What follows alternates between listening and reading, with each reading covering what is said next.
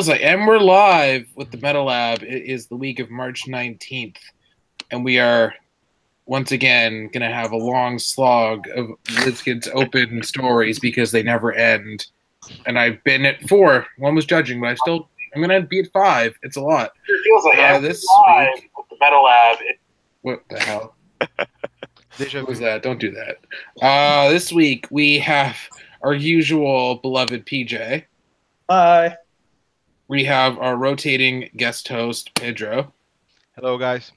We have returning guest and open winner with the obvious Magneto X-Men fan team, Devin. Hi. And for the first time, and hopefully one of many times, we have Emily, one of the better female Canadian locals. Hi, Emily. Hello. Do you want to introduce yourself quickly? How long have you been playing? That sort of brief thing. What figures you like, whatnot? Sure. So I am Emily, and I live in Toronto.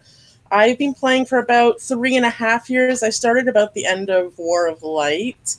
About 6 months in, I went to my first Canadian Nationals. I did make it to day 2, but didn't do very well on day 2. But the past couple months, I've been doing a lot better. I had a top 4 in Ottawa to win a map. I had another top 4. I think I was 3rd in the fall sealed WKOs with Harley, and I just came 3rd this last weekend in Ottawa at a constructed WKO. So my best placing on a constructed, which I was very excited with. I'm enjoying playing Sam Cap now.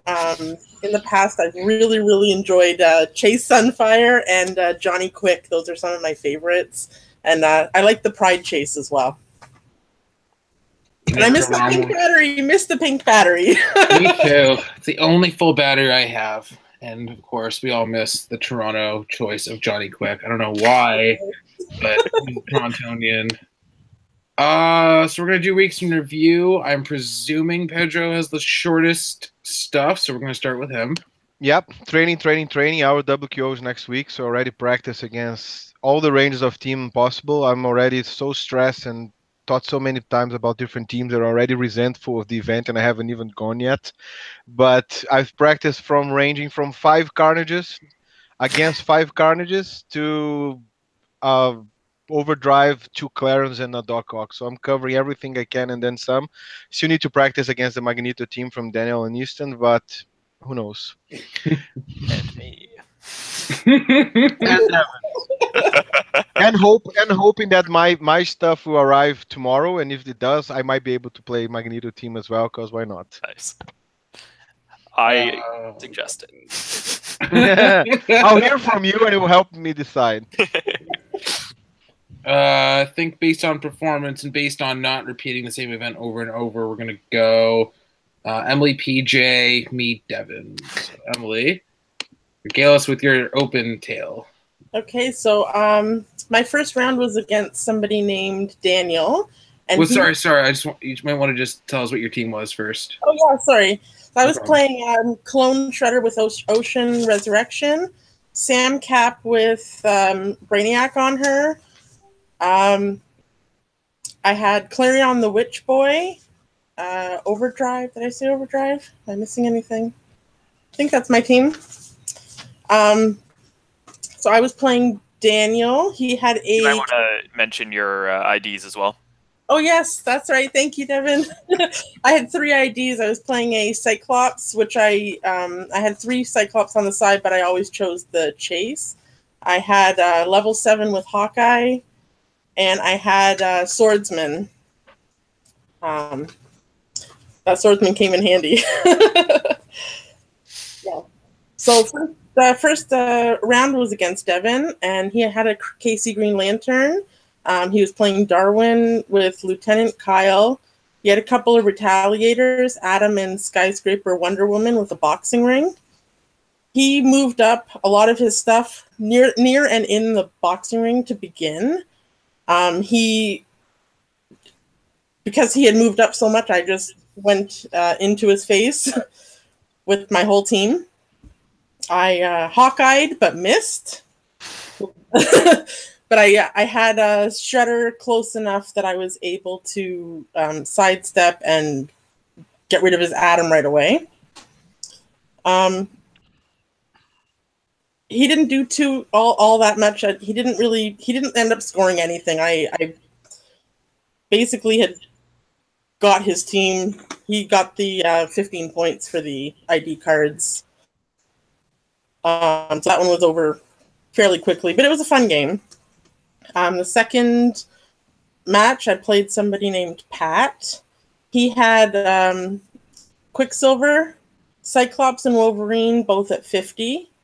Prodigy, Dupe, the little 35-point one, and two 15-point Pogs and a couple of IDs. I don't remember what his IDs were other than the Zatanna was one of them, I think.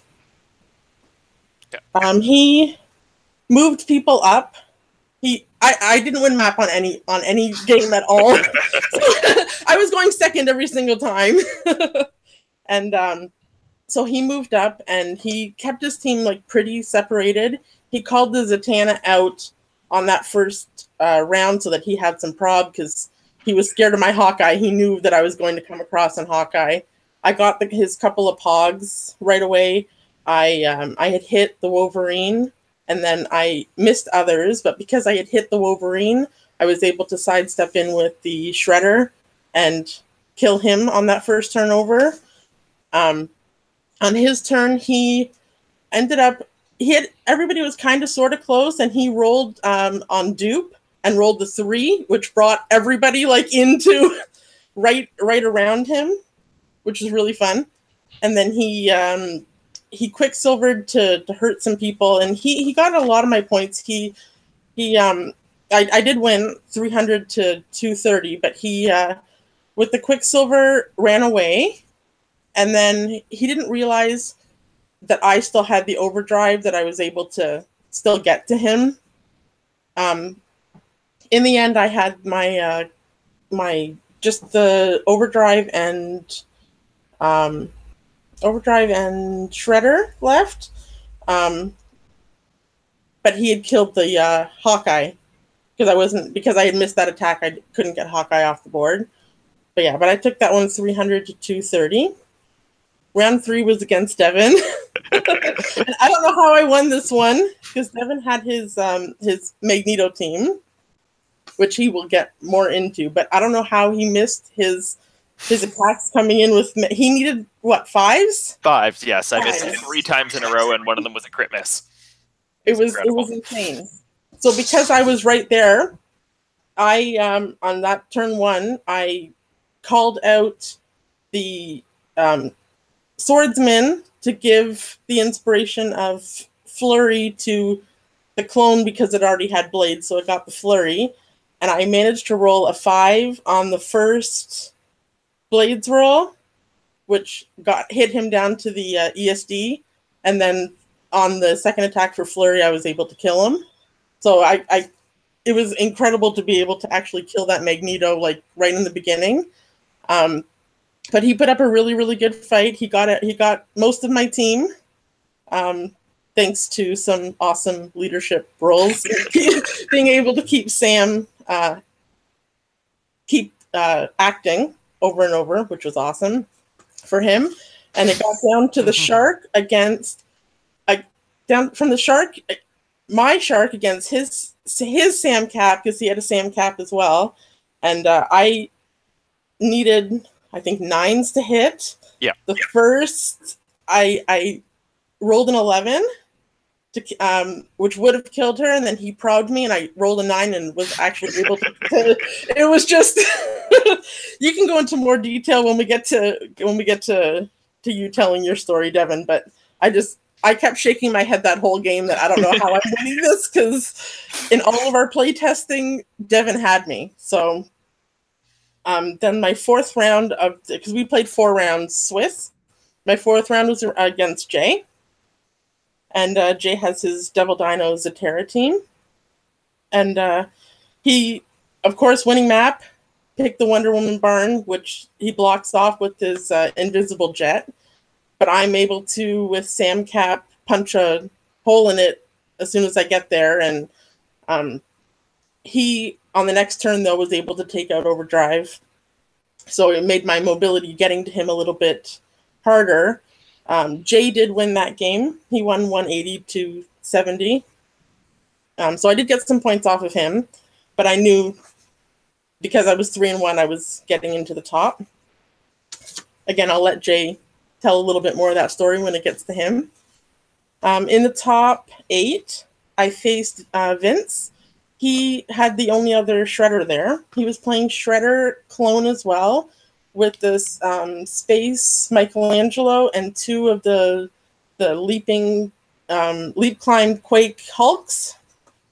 He moved up halfway up the map, put down his smoke cloud. I came right into him. I Hawkeyed him to hurt. I think I hit his whole team with the Hawkeye, and then I sidestepped in, did some damage to Mikey and the Shredder as well, and then I came in with the Tico off of Clarion and was able to hurt some more of his team, and in the end, my Alpha Strike, my that first hit hurt him really hard that I got rid of one of the Hulks even, and it hurt him so much that I was able to take that one. Because I did get his Shark as well. I won 353 to 10. And then in the 4th round, I faced Devin again, and this time it went much more like our playtesting did, where he came in and he didn't come in quite so hard this time, so that if he did miss, I didn't have quite the chance to retaliate on him, and he took out Overdrive fast and took away that mobility again, and Devin took that one. I only scored ID cards, but that was the extent of my day, and I was just really excited to get 3rd in a constructed for the first time, so that was exciting for me. Awesome. What did I say? PJ was next? Where's that coming from? PJ, what is your... regale us of your wonderful tale of Eternal, which I'm very jealous of. Yeah, so I went to the constructed 300 Modern WKO at Eternal Games in Warren, Michigan. I played the team I wrote the article for, the Beta Ray Bill, Sam Cap, Overdrive, General Lane, plus Teleporter team.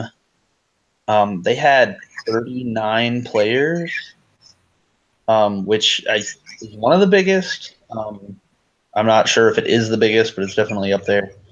And them being the nice people that they are, they ordered a second kit and decided to add all of that into the prize pool for everybody that showed up. So that means everything got paid down an extra spot. So 1st and 2nd got Lockjaws, top 4 got Death's Heads, top 8 got Mandarins, top 16 got War Machines. So, extra pay down is always, always, always good. A little recap. Round 1, I don't have the sheet with me, so I don't remember the names of 90% of the people that I played. So that's unfortunate. But I played against a guy. He said it was one of his first WKOs, if not. It was definitely his first WKO. Because him and his opponent during their player meeting had me check both of their sheets so that neither one of them got in trouble. So he was playing an X-Men Thinking with Cable, Professor X Dreamer, I don't remember, Storm, and something else that I don't remember. The game was pretty one-sided. I don't think he actually got to make an attack. Oh, I lied. He did. So I whack his Cable, put him down to like his last click. End up killing Cable. Oh, Dust was the other piece. Man, I'm all over the place. I kill the Cable, kill the Professor X Streamer, kill the Storm. He has Dust left. And he's like, well, I don't even know if I can get points. I'm like, so at that point, I know that I have it locked up. So I'm telling him, like, well, if you go right here, you could call in Wolverine, and you could get an attack on my General Lane. And if you roll a 4 on Blades, you score points. And so he tried it, and he rolled a 4, so he killed him. I was like, great for you, buddy. You got some extra points. Then I killed his Wolverine, and then I finished up his Dust. So I scored 350 that game. Me scoring overbuild is a very common theme for this event. Next round, I sit down. There's no Emily. I think I'm echoing. Yeah, it looks like it's coming from Emily. Okay, so oh, still echoing. Maybe if you mute. Alrighty, how do I mute? In the Google Hangouts at the top, just tap mute microphone. There we go. Okay, so round 2, I play against Unimind Nighthawk. To start out how this round went, I sit down across from the guy, it's somebody I've never seen before. A buddy of his comes up, pats me on the back, talks to his friend and saying, hey, you're playing against a well-known player. And then he goes to tell me, all right, this is this guy's first event, so I'm thinking, okay, I'll take it easy on him. We'll have a good time. It'll be fun. I'll help, teach a little bit about Clixed, help him understand. And then he pulls out, I look at his build sheet and it's Unimind Nighthawk. I'm like, nah, screw this guy. No, Yeah. you're not showing up to your first event playing this. All right. I mean, I believe it's his first event, but nonetheless, I decide I'm not going to take it easy. I'm going to crush this guy's soul. And so beginning, he wins map because I can't ever win map roll with this team. We go to Wakanda. He moves up with Surtur into the middle of the big jungle part. I took the blocking side, setting Unimind down. Then he sidesteps up just a little bit with Nighthawk. So I'm like, oh, okay. And he's not standing and hindering. He's just in an open square. I have a perfect spot for line of fire. So I run all the way across the map, calling Magneto, outwit his defense power, outwit his super senses, kill the Nighthawk on turn 1. On his turn, instead of killing my general lane, he decides that he wants to pulse wave my Bill, not realizing he has a stop click. So he calls in Storm, does a running shot pulse wave for 5, puts him to his stop. So on my turn, I move back up, advance just a little, call in Green Arrow, outwit his shape change, outwit his prob, and pop his Unimind on turn 2, and then push my overdrive to run away. So I don't have to worry about getting cracked back by the Eternals. So on his turn, he faces up the 3 Eternals, and I just sidestep up. I make a new overdrive, sidestep up, call out Chase Iceman, and Pulse Wave and kill all 3 of them. So after turn 3, he just concedes because all he has left is a Surtur. So that was my regaling, happy time of the event, is to say that I beat a Unimind Nighthawk team on turn 3 and scored 565 points. So that was a lot of fun for me. Probably not so much for him, but he's playing Unimind Nighthawk, so I don't feel bad.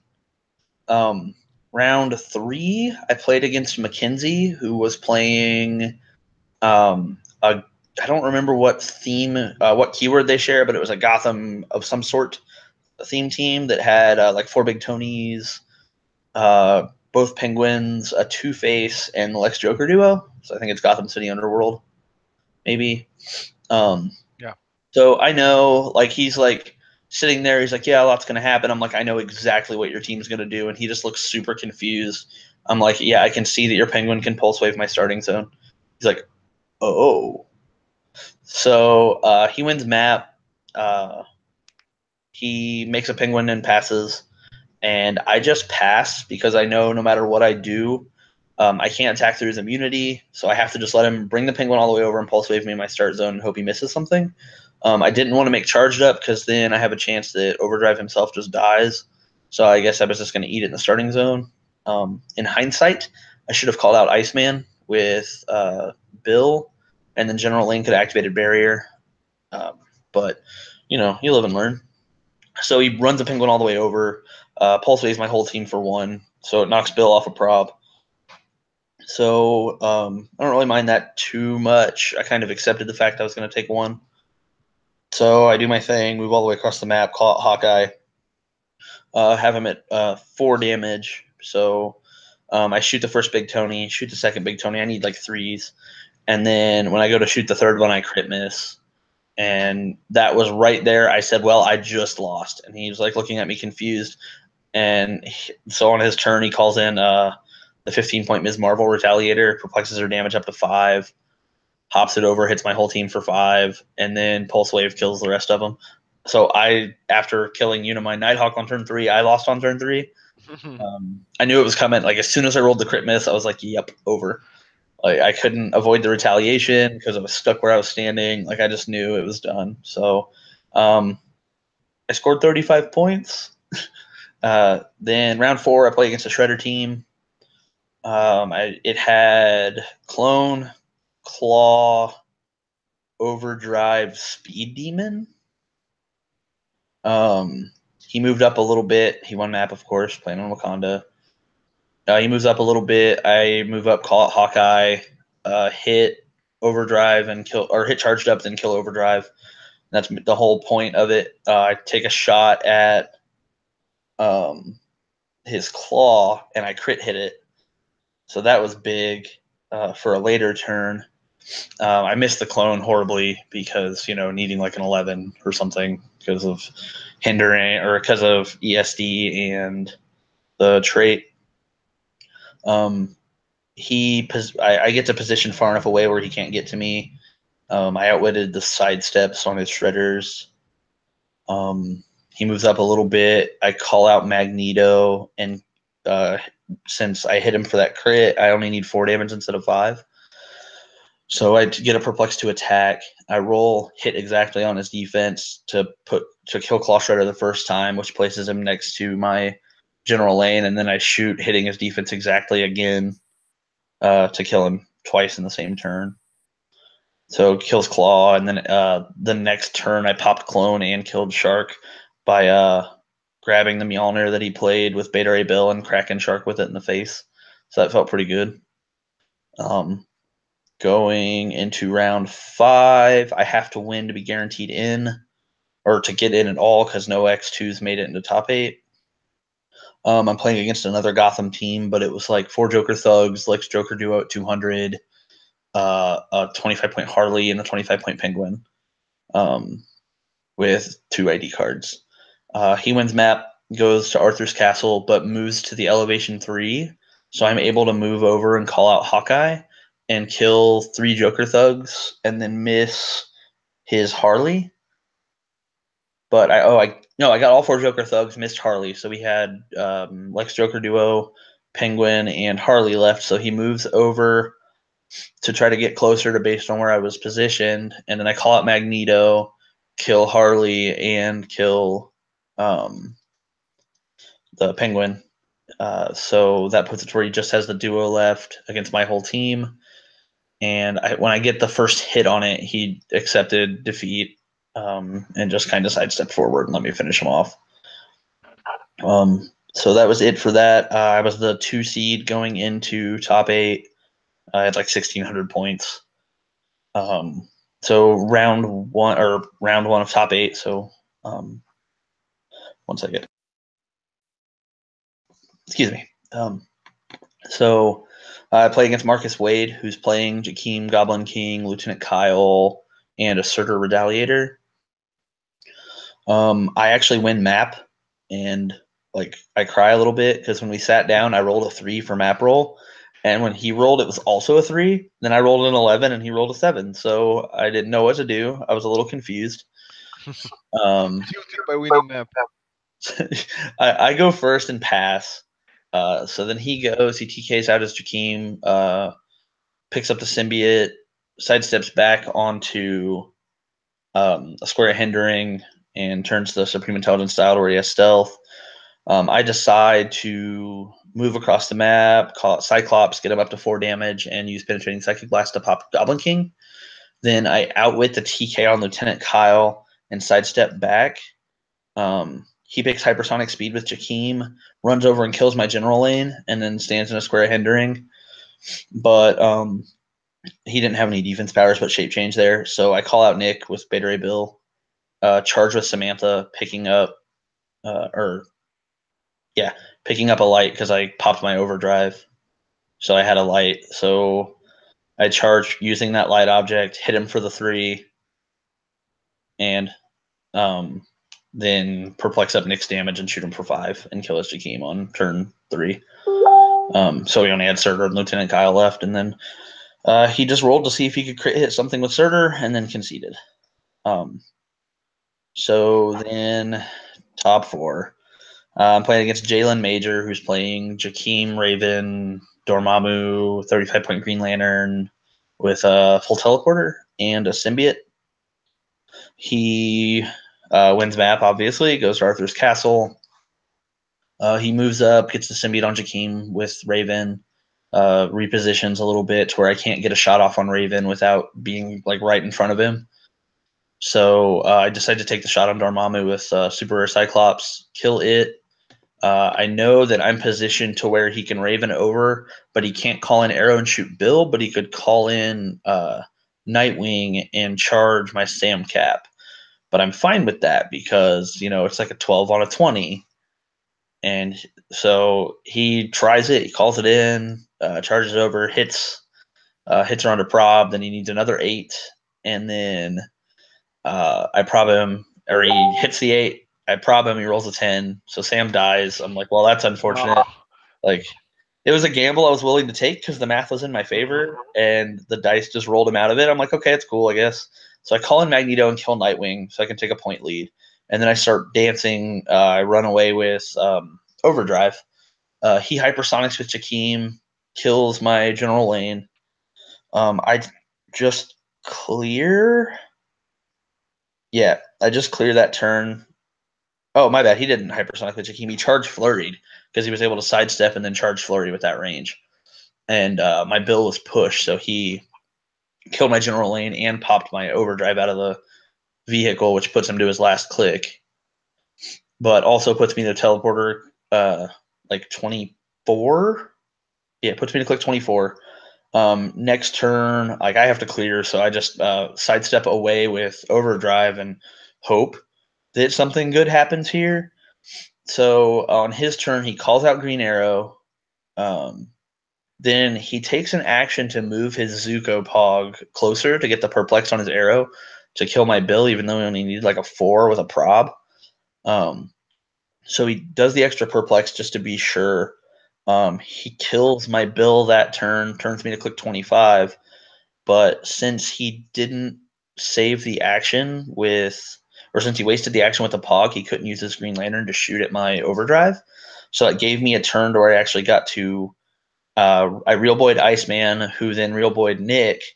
And I'm like, okay, I can kill his Green Lantern this turn. Jakeem's pushed, and then I can double push Nick and Iceman and hope to end it. Like I can shoot him for 5 with Nick, and then sidestep shoot him with Iceman, and then it's over. Like I was pretty excited. Like I was like, I have it out. He made a mistake. I get to capitalize on it. There's nothing he can do about it. So I go to shoot his Green Lantern. It's an 11 on a 19, need a 7, roll like a 4, then I prob it into a crit miss. And so my Nick dies, and I'm like, well, that's how this game's gonna go. So I pass turn, make my Pog, he clears. I'm like, well, I guess I can attack with the Pog, and then I crit miss with the Pog, and it explodes. I was like, all right, I'm done. It's over. So he kills my Chase Iceman that's out and kills my Overdrive that's left. And I'm like, well, yep, that's the ball game. And I took the pair of dice that I had and walked over and dropped them in the trash can. And I did everything correct. I even capitalized on his mistake. And I just kind of messed that one up. Like, just the dice, just let it go. But it's fine. I like Jalen. He's a good kid. I like trash talking him. Like, I was sitting down before Top Cut. I was like, man, I just hope I get to play you. And then, he found out he was playing his buddy Trent. I'm like, man, Trent, you're so lucky. I wish I had a first round bye in top 8. So he's a good kid. He's a lot of fun to play with. So I don't mind losing to him. I still got a death set for making top 4. I just only needed one more win to get another lockjaw, so that was kind of sad, but yeah, that's my whole event. Okay, now I actually have to talk, which is a frightening prospect because Devin did end up beating me, so we're gonna in the top 2. So me, then Devin. Well, let's pull up my match. We did 4 rounds, got to top 8. My round one was against Warner, who ended up rematching later. He had a full point Wolverine Headmaster, Storm from the new set, Moira Headmaster from the new set, Scarlet Witch from UXM, and as well as some ID cards of Sprite, Chamber, and Jubilee, if I recall correctly. So basically, every single I was playing. So I took Devil Dinosaur or Tom's Devil Dinosaur pass theme team, and I was like, okay, so maybe I use a Marriage Droid instead of War Wheel because I can just TK Devil Dinosaur. But then Hawkeye exists. I took that out, and I replaced that 15 points with Hulkbuster Torso on Zatara, and then 5 points for a special terrain, which ended up being the Invisible Jet. And then I won map roll every single game except for one, which didn't matter because I won anyways. And I went to the Wonder Woman barn for awesome blocking half the map. So that was, I put the thing down, and he has to use literally all his reflexes to get across the blocking terrain, past the blocking special terrain. So I Hawkeye and pop Moira, and then I'm like, do I go for another attack and miss? Because at that point, I think I perplex up damage to kill Moira, and then I missed a 6 and I probed it, and then he had a bunch of probs, so I was like, forget it. I'll be happy with that. And then he managed to get it in flurry and do some damage on Devil Dinosaur, but then I was able to Zuko support him up to top. He made some attacks involving hitting Zatara a little bit, but then I think he healed up with regen, or I supported him or something. But basically, it got to the point where I won. I won the game. But the sad part was that he at one point called in Sprite, and I guess now is a good time to mention my IDs, which I had level 7, which was always Hawkeye, Batman for Leatherwing from Elseworlds because I can get the +2 attack perplex on him from Zatara because he has passed. I had Doctor Strange title, which is the only title you can call in unless I'm forgetting something, to be awesome 13-4 with 2 probs, or 13-5 if I have Zuko out. Nightwing. What was the other one? I should remember this a little bit better. Other good standard meta IDs. I'm trying to remember. I had other. Pull up the sheet. Superman? Did you say? Yeah, Superman and Colossus, because that's the only way to get 2 reducers, I think. So at one point, he called in Sprite. I was like, okay. So I call in Superman on his flurry click. I know that I have Precision Strike, and then I hit Sprite onto Shape Change. So I ignore that with the Battle Fury. I hit the first attack, and then I crit missile the second. So I don't get extra points. But because he had Headmaster ID cards, I got extra points. So 303. He scored 25. I got a bunch of reloads. So I think that was just ID cards. My reloads were really good. I think I reloaded at least 2 or 3 times. I don't think I called anybody in twice ever, but still. Round 2 was against Aja, who let Emily and I stay at her place, which is very nice. She played with you at Team Worlds, right, Emily? You and Amber this year? Awesome. For the Canadian girl team. So she was playing Jakeem with Supreme Intelligence, ended up picking up the crowbar, Jean Grey, Low Point Domino for Prob, Surtur Retaliator, Nick Collin, and Jane Foster. So she has no theme. I win map roll, whatever. So I moved up. I Hawkeyed her. I needed to pick range in order to hit I attacked Jane first because because Jane's range trade protects her if you're 75 or more. So I managed to just be enough points with Hawkeye to pop her. And then I was gonna go for Surtur, or I was gonna go for somebody else, but it was either I attack Surtur needing a 7, and with a prob, but I felt like too unlikely. I didn't want to attack Jean Grey because can't probably attack, or I didn't want to attack anybody else because the odds were just not good enough. So I just was like, okay, I pop Jane, that's fine. And then I go off the map with Hawkeye, so I can retaliate it on. She basically immediately nicks Devil Dinosaur to a stop click, and then afterwards tries to follow it up with some attacks to KO him, although at that point he had a 20 or 21 defense because I had the map bonus on him for +1 defense at range, same as the boxing ring on that map, as well as +2 pucks on Zatara. She was needing to hit 21s, but regardless, she didn't know how long Double Dinosaur's dial is. She would have hit him for regen, but she tried to do that a couple times, but then I got Power 2 to give him stealth, so Jakeem couldn't shoot him, and then went back and forth a little bit. She took a couple IDs for points, I think. I scored a couple small things. I ended up winning 88-15, which was by far my lowest scoring game. One of the few that actually went to time. Round 3 was against Frank, who basically just had random good stuff. Like, he had Goblin King, who picked up a crowbar, Quicksilver, who picked up Blood Axe, Ironheart, Red Leader, Peace Machine, maybe a Retaliator, just like a bunch of random good stuff. And unfortunately, Quicksilver does not like being told you cannot come to me without a lot of TK. So I basically moved up Hawkeye, pinged everybody except for Quicksilver because Super Senses is annoying now, even when you have a Hawkeye. And I didn't get the kill on his Ironheart right away with that first attack, so he makes, I don't know, he like TK'd or something. Like, he made some attack. Did he make any attacks? I can't remember. But basically, I ended up winning this one 300-20. He just couldn't really do much. He couldn't roll. Like, I think he did a TK tie Personic with Quicksilver, hit some Pogs or something. Not much really happened that game. Round 4 was against Emily. I got the awesome map roll for the ridiculousness of just the blocking terrain. She moves up, destroys the piece, but I managed to KO Overdrive and the charged up, so her mobility was not that great. And then she basically moved Shredder Clone up all in my business, and that was difficult. But I had the +2 perplex to negate the clone trait, so I was able to kill him. And then I think that was one of the few times where my Colossus just straight up went close combat expert all to damage to just punch the shark.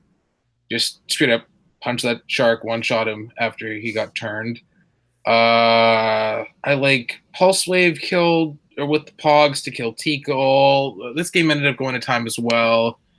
180-70, because I think Emily scored ID cards and Jean. That seems right. So then I'm top seed.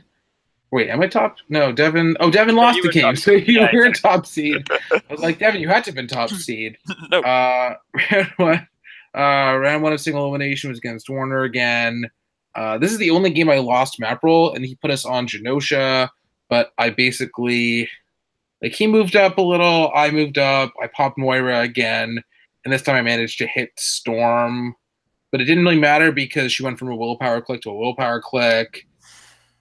I did a bunch of TK nonsense. That's just what the team does. Stuff happened. I think he killed Jean. But in this game, and just in a lot of games in general, Jean's time lock trait was just so useful where opposing prob can't be used on attacks targeting her or made by her, so I would just perplex her up to a 19 or put her by the invisible jet terrain and whatnot, and then make them not want to attack her because it was just such a difficult roll. But he still managed to kill her. Scored some ID cards. I got 303 points again. Doesn't really matter. Top 4 was against Pat, who was running, I think, as he was mentioned before, he was playing Headmaster Wolverine and Cyclops, Prodigy, Ape Batman, Serpent Spider-Man, Lower Point Dupe, a couple Collins, including Zatanna. So basically, he had to spend time breaking walls and equipping stuff because his Quicksilver started off with Supreme Intelligence and ended up having to TK his own Blood Axe to his square. Eventually, he blew up the wall. Quicksilver came in, got some good attacks off. I killed him. He ended up taking 80 points, so I think he killed Jean, ID cards, In the end, he actually got my Devil Dinosaur to his invulnerability click, and Zatar to either his last or his second last click with Energy Shield, whatnot. But this was the only game where I actually used Power 3. I wheelboyed in Colossus to just straight up. Actually, I didn't even close combat expert. This is with a Deadpool and X-Force Colossus at the lower point, so he started off with charge, close combat expert. But this time he just straight up charged, ignoring some blocking, and just killed Dupe, which at that point left him with only the John Constantine Zatanapog, which didn't matter because he had 0 and 0 anyway, but ended up winning that. And then I ended up losing to Devin in top 2, and that was a very long, drawn-out, and exciting game, which he will tell you about right now, or eventually. We'll get to it. Yeah. So I played the team basically that Easton and Dan Powell both played, but developed separately because it's a reasonably obvious team to end up playing after the release of Lila Cheney. So my team was Lila Cheney, Age of Apocalypse Magneto, who I just love, and I've been trying to figure out ways to make work really well in meta since he came out, and Lila Cheney really allows for that. Moira McTaggart, Sam Cap, a teleporter with a level 7 ID, which was Hawkeye most of the time, but it was Nick Fury for a couple of the games. A Magneto ID for Uncommon UXM Magneto, a Colossus ID for Deadpool and X-Force Colossus, Green Arrow, and Wolverine IDs. So round 1 was against a guy named Brennan. He had a Surtur, Leech, Mistress Death, Green Lantern, Jean Grey, and I think there was one more piece on there. But just sort of, and a Mjolnir for Mistress Death. But just sort of a lot of really small stuff to support his Mistress Death. I won map roll because I won map roll every single game for the entire tournament. And I chose Muir Island every single game for the entire tournament. So I grab objects with Magneto on turn 1, and then pass. Other than that, he grabs Mjolnir on his Mistress Death. I run across the map on turn 2, call out Hawkeye, perplex up his attack, kill Surtur, do a bunch of damage to a bunch of his figures, kill his Green Lantern with Magneto, and do some more damage to Mistress Death, so she's down to her 9 and 1 click. And then on his turn, he can't really do much. He calls somebody in, and I think he just misses. I can't remember exactly who he called in. I know he calls in a Green Arrow on the... No, that was the Green Arrow turn, actually.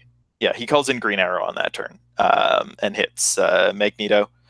And then the next turn, I just call in Wolverine, and I kill off his Jean and his Leech. And also, I eventually end up killing off whatever else was on his team there. I can't remember. And then he just has his Mistress Death left, which he calls somebody in and misses tragically to not get the points on Magneto. I can't remember exactly who he called in.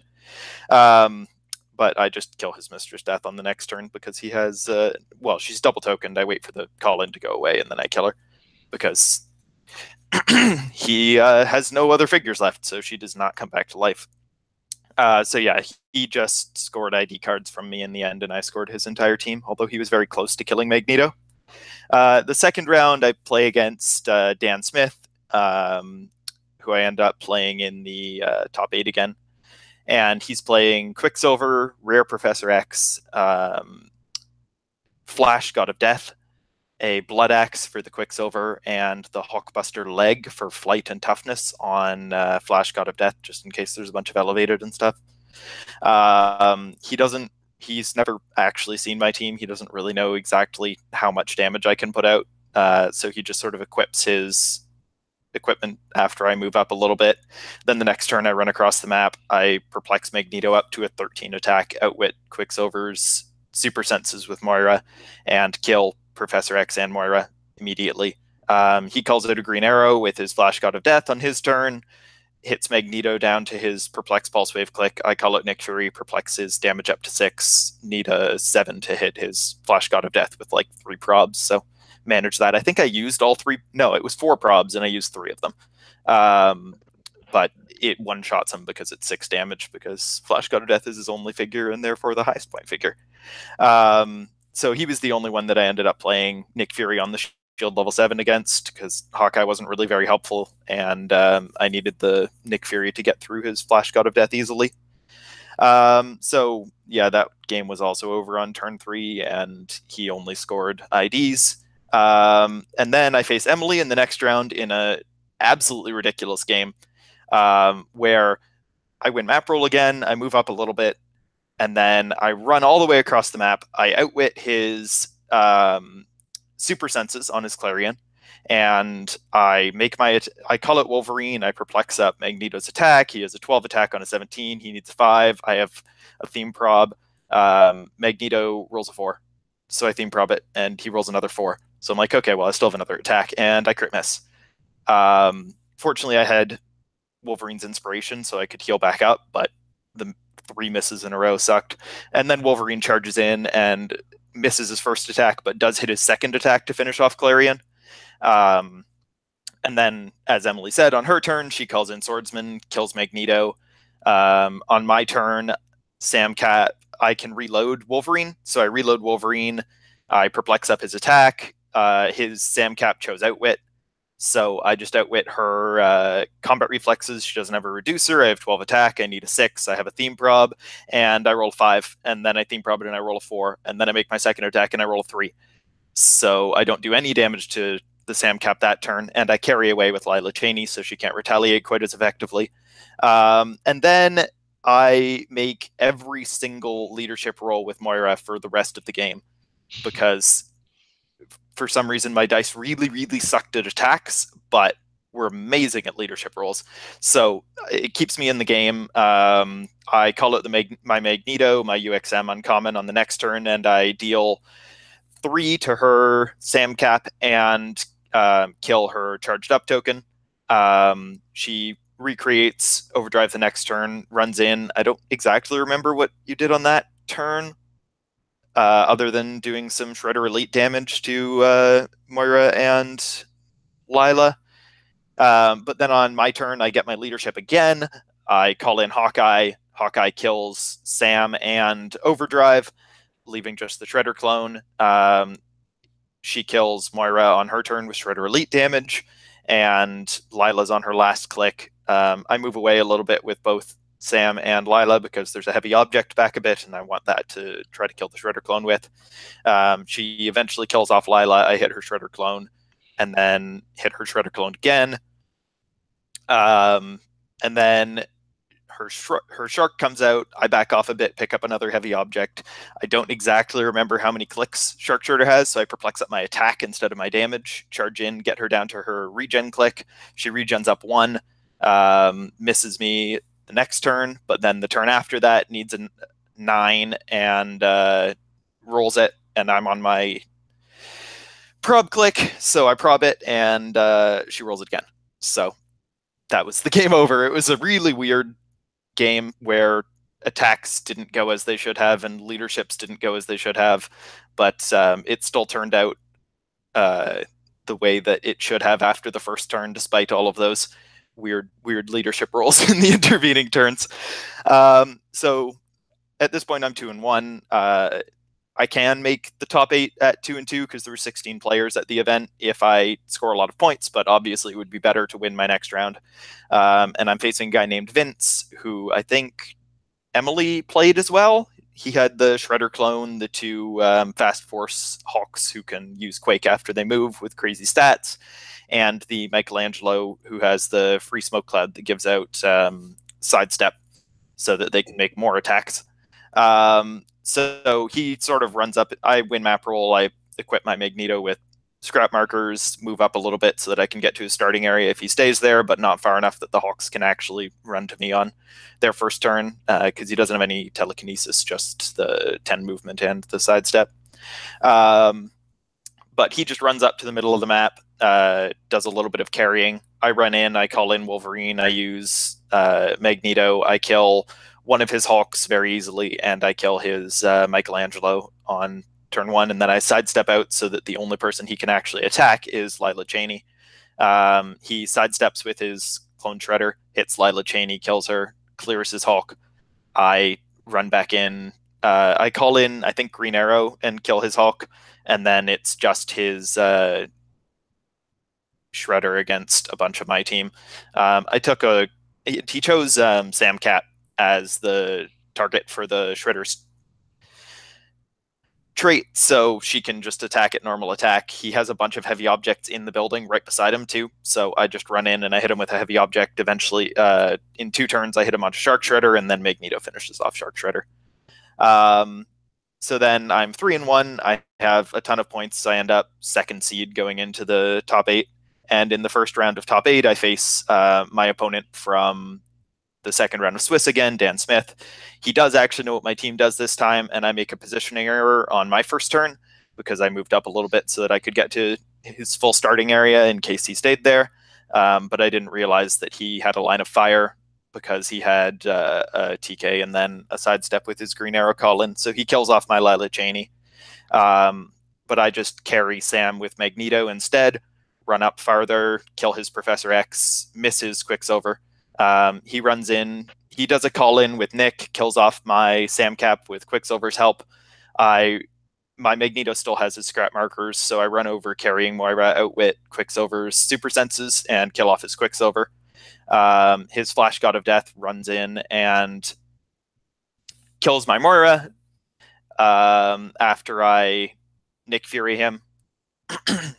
So then he has to clear, I have to clear.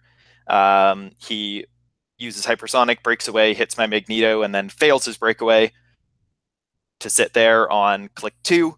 I call in my Colossus call-in, go 1-1, and need a 6 to kill his Flash God of Death, so I roll it and win the game. But that was definitely my closest game that I didn't actually lose. So props to him for figuring out how to face my team. And if he'd gotten a little bit luckier, he might have actually won that one. Although my Magneto still had tons of clicks left, so it would have been very hard for him to actually finish him off with his Flash God of Death. I was this close to winning the event, is what you're saying. Yeah, totally. Yeah, and then I face Emily again in the top 4. Unfortunately, because we'd hoped we would face in the top 2, but because we were neither of us were first seed or last seed, neither of us faced Jay in the top 4. So I learned from my mistake from last time that even with ridiculous stats, I still can miss. So I move up much less. I call in my Hawkeye and I just kill her overdrive from a lot farther away, do a couple of damage to the rest of her figures, just 1 damage to her Sam Cap, I think. I don't think I tried for the Clarion or Clone Shredder because they have so much defense.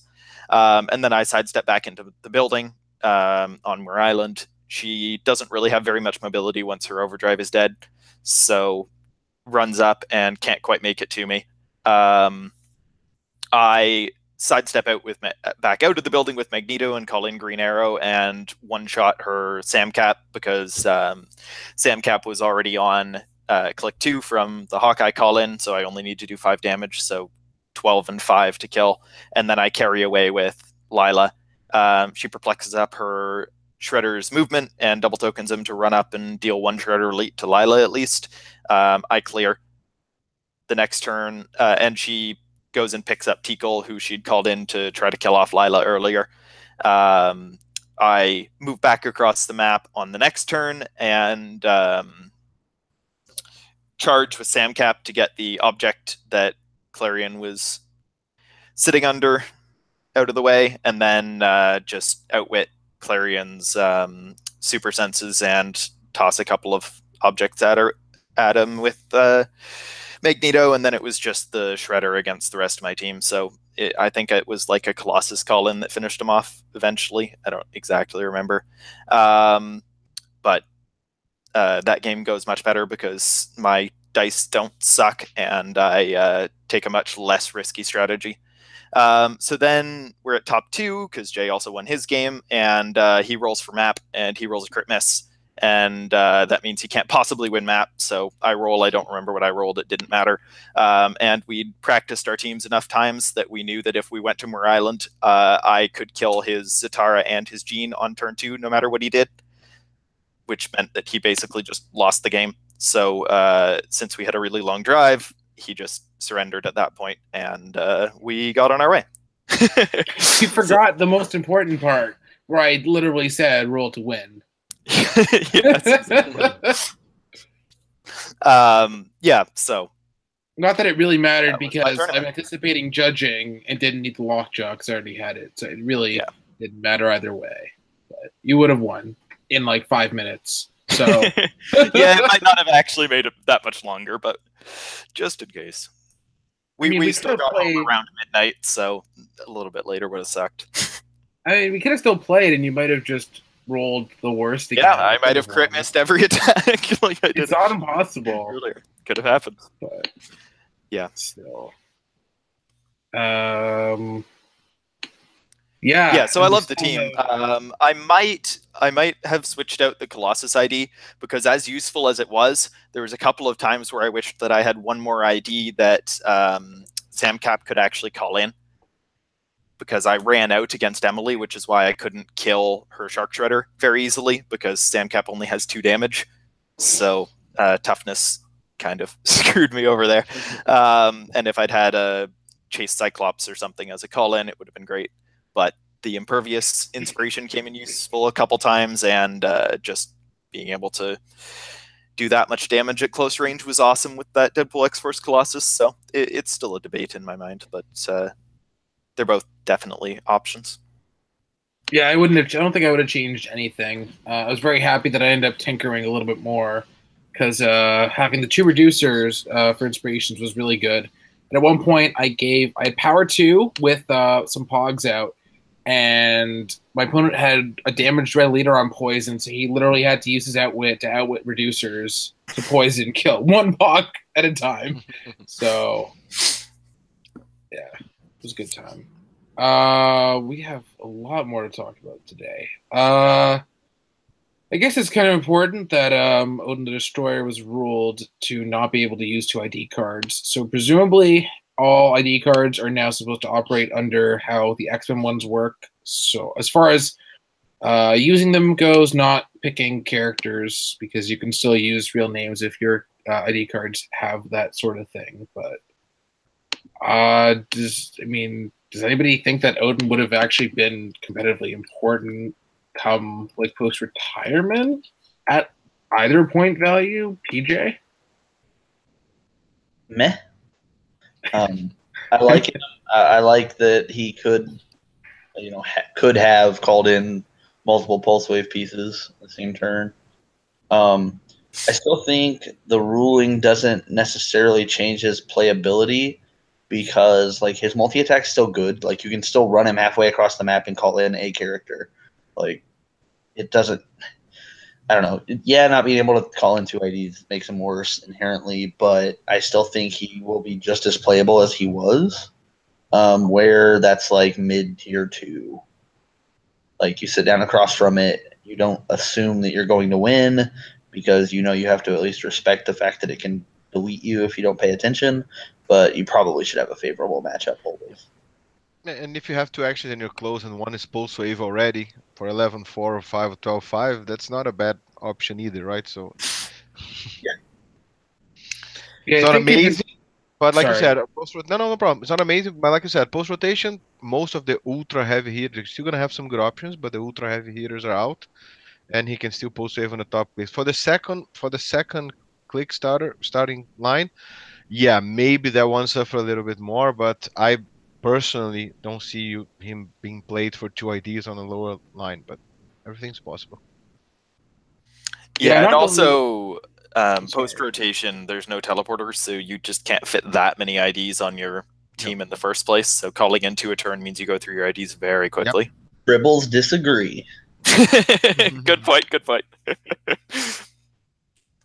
Yeah, if his offenses were like a little better at his lower points, like just as is, like 10 attack for 175, and like you only get a decent attack stat if you're attacking colossals. Like, I mean, I guess we'll see how if the you meta could- shifts with Infinity. I was gonna say, like, if Mixie still existed, should just like be like, hey, your figure's a colossal now to get those +2s. But he's just good, or at least decent enough. But even then, once you're paying 175 points, like he really has to put in a lot of work offensively. Yeah. Although just carrying around Sam Cap and basically alternating who gets to do Collins, I don't know. Maybe before, but now I don't really see it. Pedro, any other thoughts? No, I think you got it. Emily? That's exactly it. Uh-oh. You're probably on mute. Yeah. I think she is frozen. Oh no, there she. Yeah. Emily, you there? Uh-oh. Lagtastic. I'm gonna switch to Devin quickly. She's replacing the cardboard because she went to do something better, and then she take the cardboard back. Devin, any other thoughts? Nope, I think I said what I wanted to say. Although tribbles are nice to just add random ID cards. Don't help you maintain theme very much, though. Not at all. Emily, maybe you want to try rebooting or whatever. Can you hear us?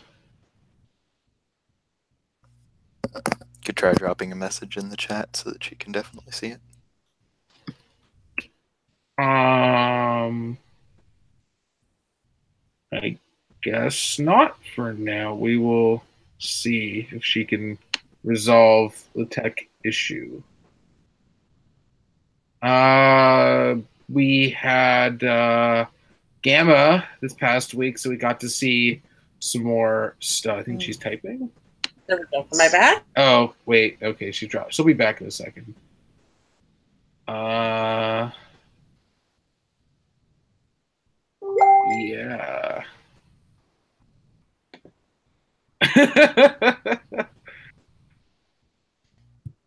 So yeah, Gamma. We saw a bunch of Infinity characters, a bunch of Colossals. We didn't see really any like really low point Colossal point values, but we did have a lot of Colossals in general. I think like the lowest we saw was 100. Yep. But yeah, doesn't mean they don't have retaliation necessarily. They still might. I mean, we had it on traded on War Wheel. Carnage had it at every starting line. We will see. I mean, these are very high-powered cosmic Marvel entities. I'm sure they'll be at least worth considering playing. We also saw the Unseen, which is really annoying because we are losing Nick Fury, and then we're getting him back again, essentially. And he did have 9 range and improved of some sort, so remains to be seen if Nick just does not quit the meta. Maybe it's just he's meta forever. Maybe this won't be a call-in anymore as far as we know, though. No. Yeah. I'm But fine. yeah, no really low point retaliators. I mean, we'll have Mighty Thor for a bunch of the good ones. No Hawkeye Collins. If you want to main force your Hawkeye, he might die. He can't just kill everything after being Sam Cap carried. Sorry, PJ and Emily. Heartbreaking. But yeah, not as many low point retaliators. Is this a good thing or a bad thing? We'll start with Emily this time. I missed half of what you guys were saying, but I caught that last little second there from rebooting the thing. But you're asking about retaliators? Is it a good thing or a bad thing that there's no low point ones so far in the Avenger set? I'm happy about it. We have quite a few. I mean, I know some are leaving, but yeah, no, I'm happy to not have as many Colossals around. Pedro? Yeah, I think it's interesting. I like the idea of the retaliators. I like every idea that gives a guy who took the Alpha Strike a chance to be on the game, but at the same time, there's so many interactions. Of course, at the high level play, one effect because people will adapt. They like complexity. That's not, and that's what the show's about. But at the same time, if you want to bring people more into the game and less about stalling and trying for the killer kill and that's it, I think that at least, you know, they are an option that are very important at preventing your opponent to be more sassy, and that's to me it kills a little bit of the engagement, the potential for engagement in the game. And they would become a lot more deadlier if you have less options to go across the map and kill them. You know, so having said that, you're still gonna have some crazy carries like Leela and some crazy IDs in X-Men that you can just, you know, pop in, and Cap's gonna be there for a while. So it's gonna be interesting. Even if it's not a Hawkeye, you get someone with double lightning and a good range, you can still do some damage. So as long as they're able to be dealt with in a, you know, productive fashion, I don't fear them as much. But I just dislike a little bit the potential for avoiding engagement, and I like playing a game where, you know, we're exchanging blows all the time. I think it's funnier. I think it's more challenging. You know, I don't like the let's make one move each and hope we've got the best one. Devin? Yeah, I mean, we're losing Hawkeye, so it's going to become harder to deal with Colossal Retaliators, although losing Hawkeye isn't necessarily, not losing Hawkeye, losing Colin Hawkeye, isn't necessarily a bad thing for other reasons. But not having a bunch of new low point Colossal Retaliators who are potentially better or themed with other really, really good things in the meta isn't a bad thing, I don't think. And it'll be interesting to see whether we can have any Colossals that will have some meta potential without being tiny little Retaliators. That would be fun to see. Yeah, you mentioned the theme with the new Colossals. It's just too bad that there's no really good, really low Colossal or Cosmic keyword Retaliators to go with those really big Cosmic characters. PJ, you have any thoughts? I actually have a different opinion than everybody else. And not just because I have like a colossal obsession. I think more Retaliators is fine because they should rotate with Thor. So by not releasing more Retaliators, you're just driving us to play more Carnage. So, I like diversity. So by adding more Retaliators, you inherently get more diversity in the lower part of your dials and the lower part of your filler points. But, I mean, as it stands, like, say none of them have retaliation dials, we're going to see, like, 3 Carnages on every team because why? There's no better way to play, like, 30 points and when there's no Hawkeye just to obliterate them. So I would like to see some Retaliators. I mean, obviously they don't all need it, but I'd like to see a handful, you know, like 5 or 6 that have some type of retaliation. Like, they don't have to be good. Just give them some type of retaliation. Well, we have 25 2x2s. There's only so many vehicles you can make. So I imagine there's going to be at least 10, 15 Colossals. So I would not be surprised if we got at least a couple Retaliators around me. I don't know. It'd be nice. And surely at least 1 or 2 of those 25 Colossals will have some sort of incredibly powerful Cosmic Marvel entities will have some sort of potential, but that remains to be seen. I mean, yeah, they have to release Dynafil on the Cosmic keyword because what do you do with that now? I just really wish PJ had his Floras just right in his frame right now. He's really convenient. I could go get him. I mean, you could. How many do you have now? Like 10? 14. What? He's watering them daily, so that's why they keep on growing. There's so many that are broken. So anybody who owns Flora knows that they don't stand up very well. Yeah. The one that I had in the back fell down and took all of the others with it. Mine are leaning against the jet. If you can see, both her and Groot, they just got tired and say, you know what? Let's rest. Yeah, I can pull out my Groot. It's like, it's really, he's trying to touch the ground. He's trying to touch his toes or something. He's not very happy about standing up. is because I'm so scared that one's going to fall over and they're all going to fall. Then I got to figure out what squares they were all in. And that's just not something I'm looking forward to doing. Like, I'm going to be broken. I'm just using them that way for, like, flavor. Like, yeah, this one's been through more battles. We're getting an echo again. Yeah, I think that's Emily again. When you win Worlds, you should just make Floras again, but they have a special power that they can just switch squares for some reason because they're all falling over. Or just make Flora that spawns more Floras, since you have Oh, uses for a couple years more for your own Floras. If one of your pieces heals through an effect of its trait, generate another one of that piece. Exactly. Oh, Exactly. You can even say that it can't be healed again, so they don't, multiply it. But at least you have more figures there just for fun. Don't No, let the privilege lie with Loki alone. Just cover the entire map with Floras. I'm going to do it. How many more do you need?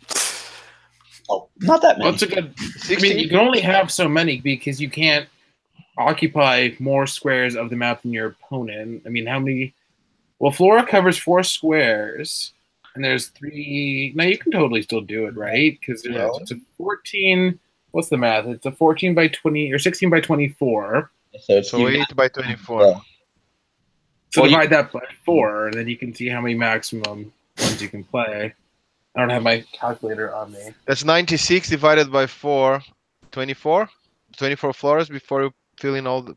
Yep. So you have points left over. I agree, yeah. PJ only needs 10 more. 10 more Floras, PJ. Clearly IDs. For your Floras to call in. For the other 6 Floras, exactly. Yeah. I see no flaw. I would only imagine the horrifying, just multiple briefcases. You just have to. 24. You mean turn and I have to roll all those times? And if you're crossing a country's border, they ask if you're carrying any like fruit or vegetable life. You have to be like, I have really big trees.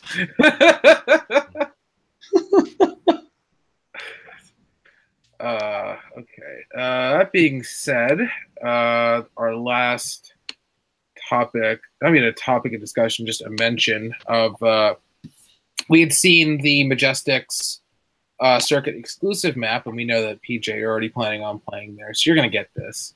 But, so they're going to get that, the water map. It's the map that's mostly water, a couple like rooftops, but basically it's all water. And it had been confirmed today that they, until they're released to the general public, because they were being released at the Majestics circuit first, they are not legal outside of that circuit until it's released widely. So it's not like you can just go to California, win a map, and have a map that literally nobody else in your local area will have. That is good to not have an unfair advantage. That being said, before we go into user questions, does anybody have anything extra they want to talk about? Emily? Okay. Devin? Were we going to talk about other WKO winning teams? Oh, we had yeah, I guess you're right. We had a couple. We know that Easton won with his team article team, which is the same as yours, Devin. But with pretty much every ID call-inable by Sam instead of... Yeah, I three. I forgot about those. Those were actually put up in a timely fashion. Come on, man. We should post. Son of a gun. Where is the post? Should have had it open already. Okay, here we go. So there was an. Oh, thanks, Peter. Ottawa, that Devin Owens guy. Here he is. You can see his face. That one. Thunder Bay, Canada. This was, I don't even know when this happened. I think it was. That was the Thursday one, right?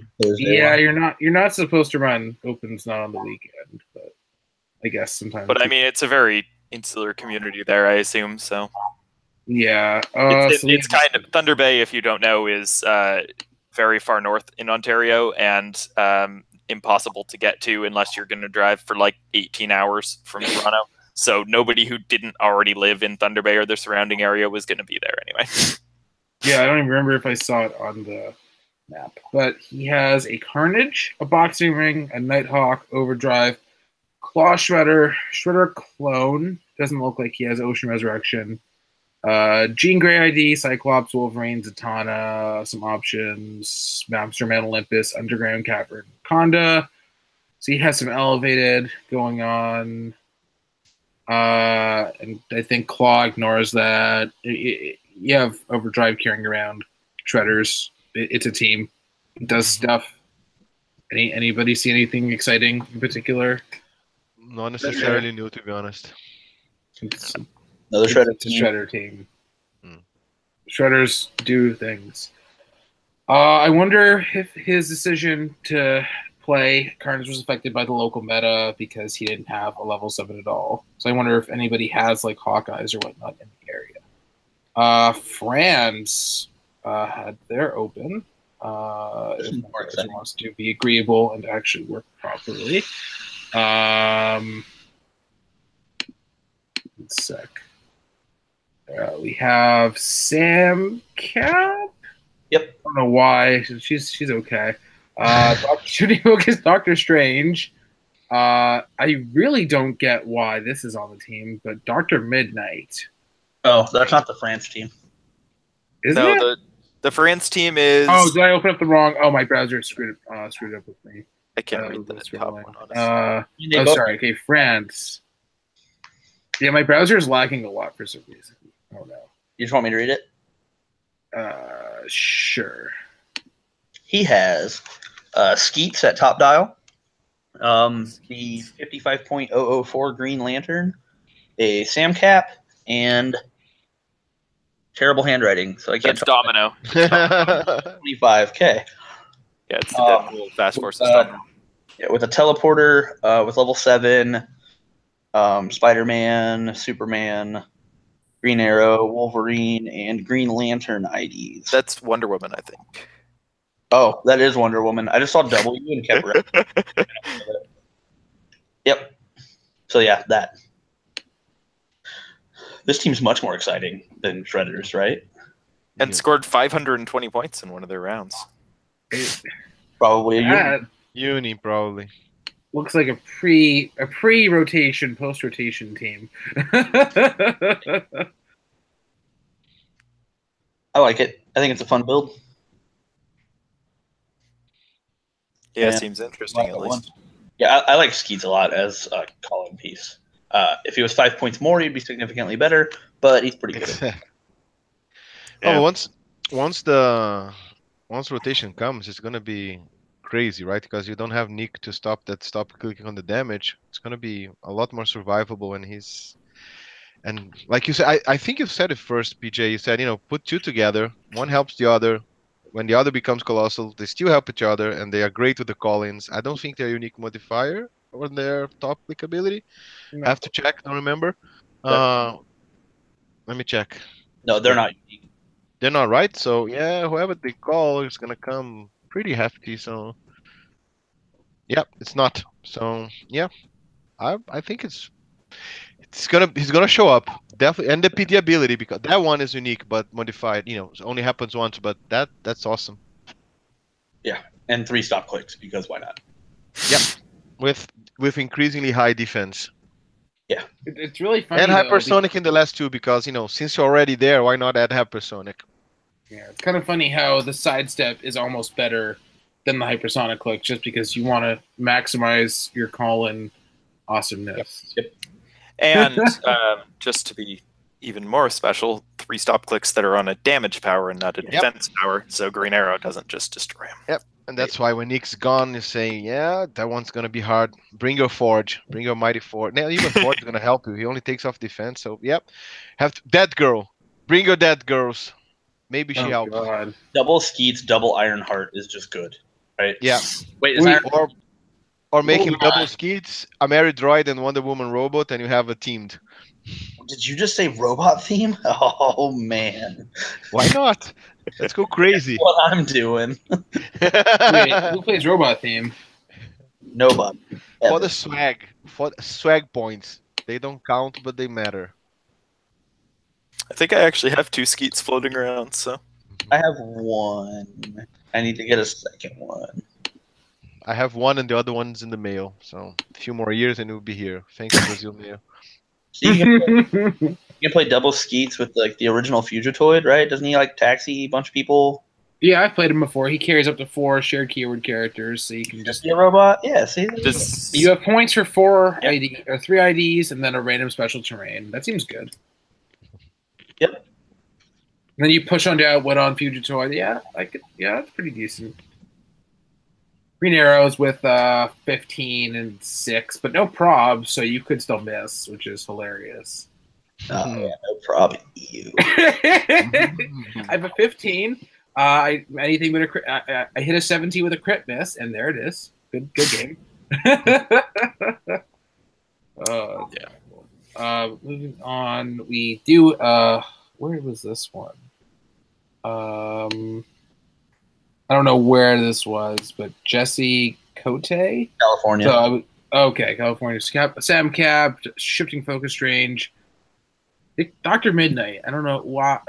The Pog has exploit.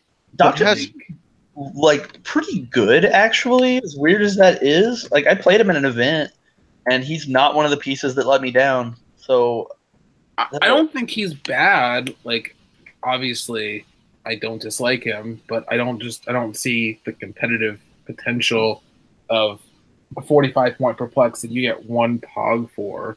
Like I feel like you just why this piece? Like he can do something after being carried is probably why it's there. Like you can overdrive carry all of them up and still pop out. It's the same reason people were playing Clarion before. He's just 25 less points and no prob. So like I see it. Like I do think that and his Pog is significantly worse than Tico. Oh no, Yeah. I agree. But the actions don't count, so that's pretty cool. Yeah. And you have Empower on charged up. Like, yeah, 11 and 2 exploit after taxi doesn't count to begin with. And you have multiple outwits on the team. Yeah, I can see it. I guess you also max over how many outwits you can use. He also his smoke clouds give stealth as well. Yeah, so there's also a bunch of other stuff: Iron Heart, Carnage, IDs, Spider-Man, level 7, Magneto, Cyclops, Iceman. Yeah. And I guess if you just has the improved targeting on hindering. I was just gonna say you have a random stealth buster because he has super awesome night vision. Yeah. Paul Springfield Paul G1 in Springfield. I don't know what state that is. Montana? MO? Missouri. Oh, okay. I don't know your weird U.S. states. Yeah. Unimind with 2 blue flames, Nighthawk Prime, Alan Scott, Carnage, Jean Grey for Chase Jean, Magneto ID for the Chase. Why would you not also include Lower Boy Magneto? It just seems like an okay call these days. Some people are playing him, but they're weird. Leech ID, Storm ID. Seems good. It's not the standard Nighthawk Prime exact predictable build, and you have Barrier on top of Unimind Protect. Actually, you didn't have his Blue Flames were Athena and Makari, so don't even have Barrier from Cersei. But still, seems good. Barrier is generally good. Is it? Is it though? No, it's a decent power. Nobody plays this. Moderately used. I like the one. Have you seen the one Edward Shelton's used in his last WQO, which was like the full Merc jet with? Yeah, I liked it just because it's a mini version of the Queen Jet, so I enjoyed seeing that. So he got a top 4 and now a top 2 with that team at WQOs. And his only losses were to the people who won the event. So the team's actually deceptively good. Like when you just sit down across from it, you're like, yeah, this is terrible. What are you doing? And then it catches you just because that Merc jet's so deep. Nobody knows the dial. That is a guarantee. Nobody knows the dial. Nobody knows. So it reminds me of we're playing against the Punisher van because it doesn't have click numbers. So even if you know how many clicks it has, you just don't know how many it has. Yeah, so, it's 30. The only good thing about that. And you can bring anyone at 175 almost. The green arrow there with an Arch Guardian shield will make sure that you're gonna have to come face to face, and you can pretty much call in everyone that can flurry aggressive. If you're in a Carnage, they're on the side to force you to go all over the map to kill it. So it's fun. It's fun. I think the only thing it might suffer a little bit, but people don't usually like to bring it, is for incap, because you keep incapping the jet and his call-in abilities are gonna be limited. It was amazing beforehand, and now it's still good. But the people, I never see us discussing. Do you have this team that has 3 guys capable of incapping, so no one has actions the other round. But I think it's gonna be in this ID Also, meta. the Magneto team can actually one round it.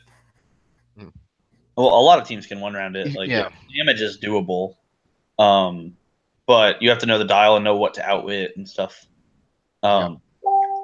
But it's just such a surprising thing that Yeah, that's very a lot of the times you plan for teams. You know the dials. You know what you're looking at. But the only thing on that team that you know the dial for is Carnage and the Pog.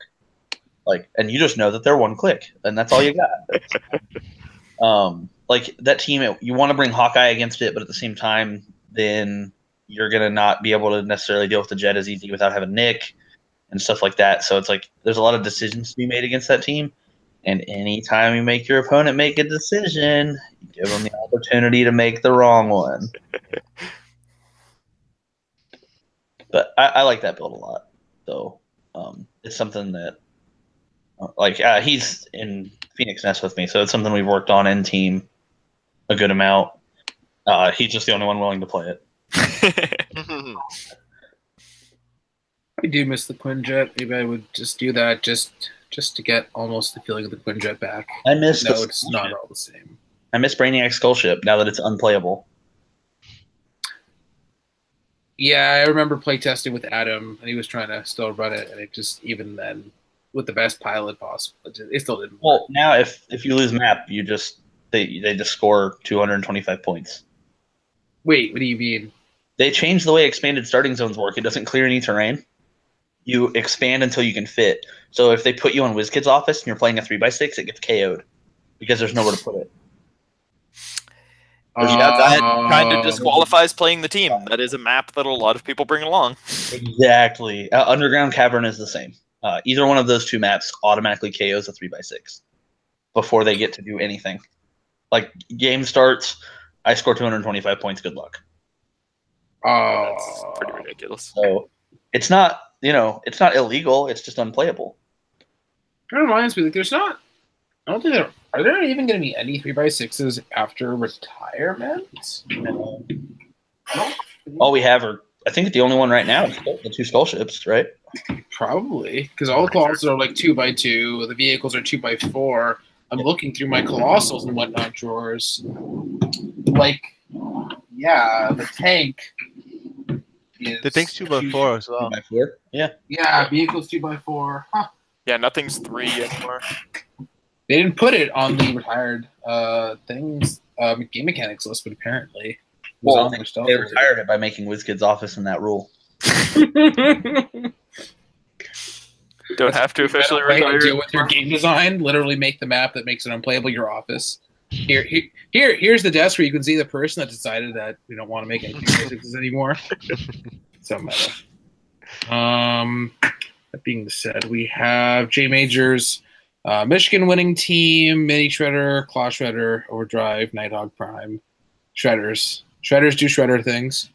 IDs are Green Arrow, Wolverine, Superman, Spider-Man. No surprises here. He didn't want to play that team at all. Like, he had King Sharks, but he forgot something. Tribbles, I think? Forgot his Tribbles. So he couldn't play it, so he had to switch back to Shredders. Wow. So, I mean, it worked out for him and his son got locked off. And then the last one we have is Richard Medina playing in North Carolina. Ironheart, Claw, Mini, Overdrive, Carnage, Full Teleporter with Green Arrow, Superman, Cyclops, Adam, Wolverine, Colossus, and Boxing Ring.